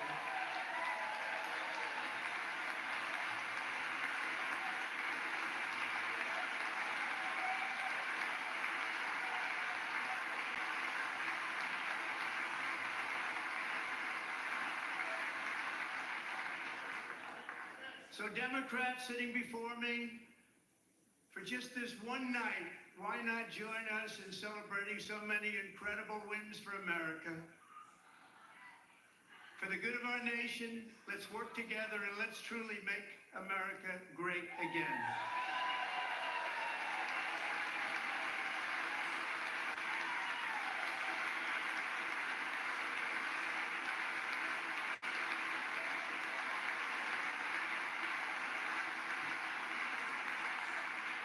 Every day my administration is fighting to deliver the change America needs to bring a future that America deserves, and we're doing it. This is a time for big dreams and bold action.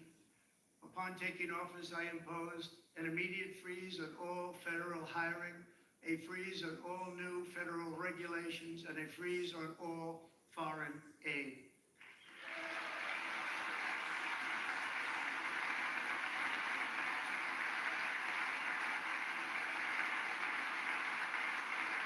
I terminated the ridiculous Green New Scam. I withdrew from the unfair Paris Climate Accord, which was costing us trillions of dollars that other countries were not paying. I withdrew from the corrupt World Health Organization.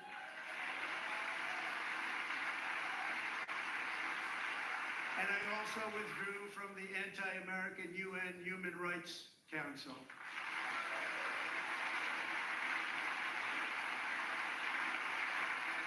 We ended all of Biden's environmental restrictions that were making our country far less safe and totally unaffordable. And importantly, we ended the last administration's insane electric vehicle mandate, saving our auto workers and companies from economic destruction.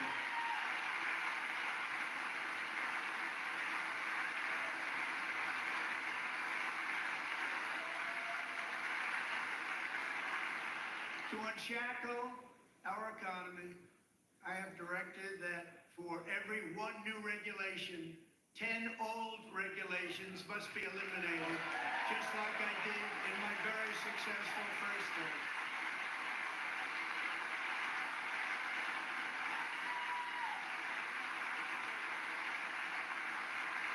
And in that first term, we set records on ending unnecessary rules and regulations like no other president had done before.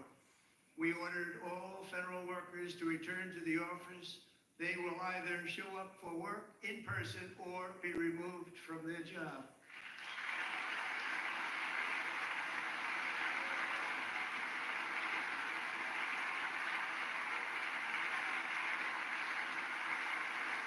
And we've ended weaponized government where, as an example, a sitting president is allowed to viciously prosecute his political opponent, like me. How did that work out? Not too good. Not too good.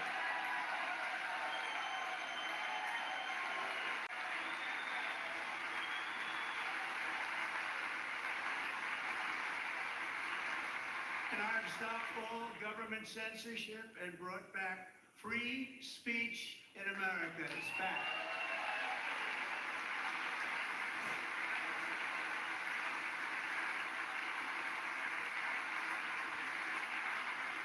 And 2 days ago, I signed an order making English the official language of the United States of America.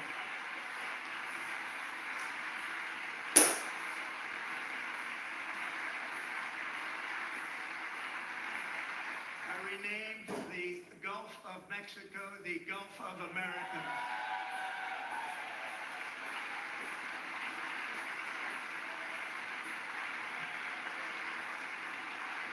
And likewise, I renamed, for a great president, William McKinley, Mount McKinley again. Beautiful Alaska. Love Alaska.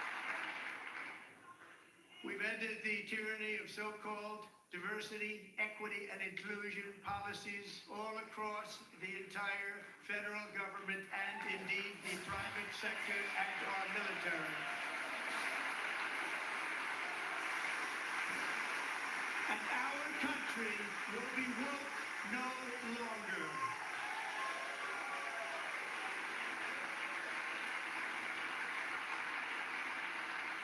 We believe that whether you are a doctor, an accountant, a lawyer, or an air traffic controller, you should be hired and promoted based on skill and competence, not race or gender.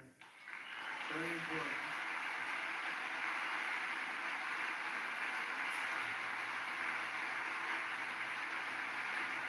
You should be hired based on merit. And the Supreme Court, in a brave and very powerful decision, has allowed us to do so. Thank you.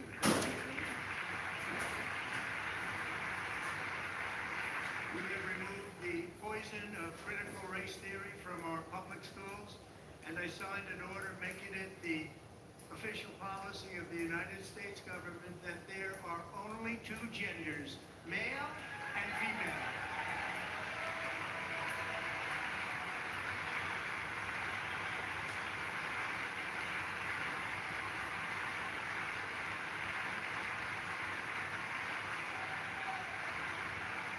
also signed an executive order to ban men from playing in women's sports.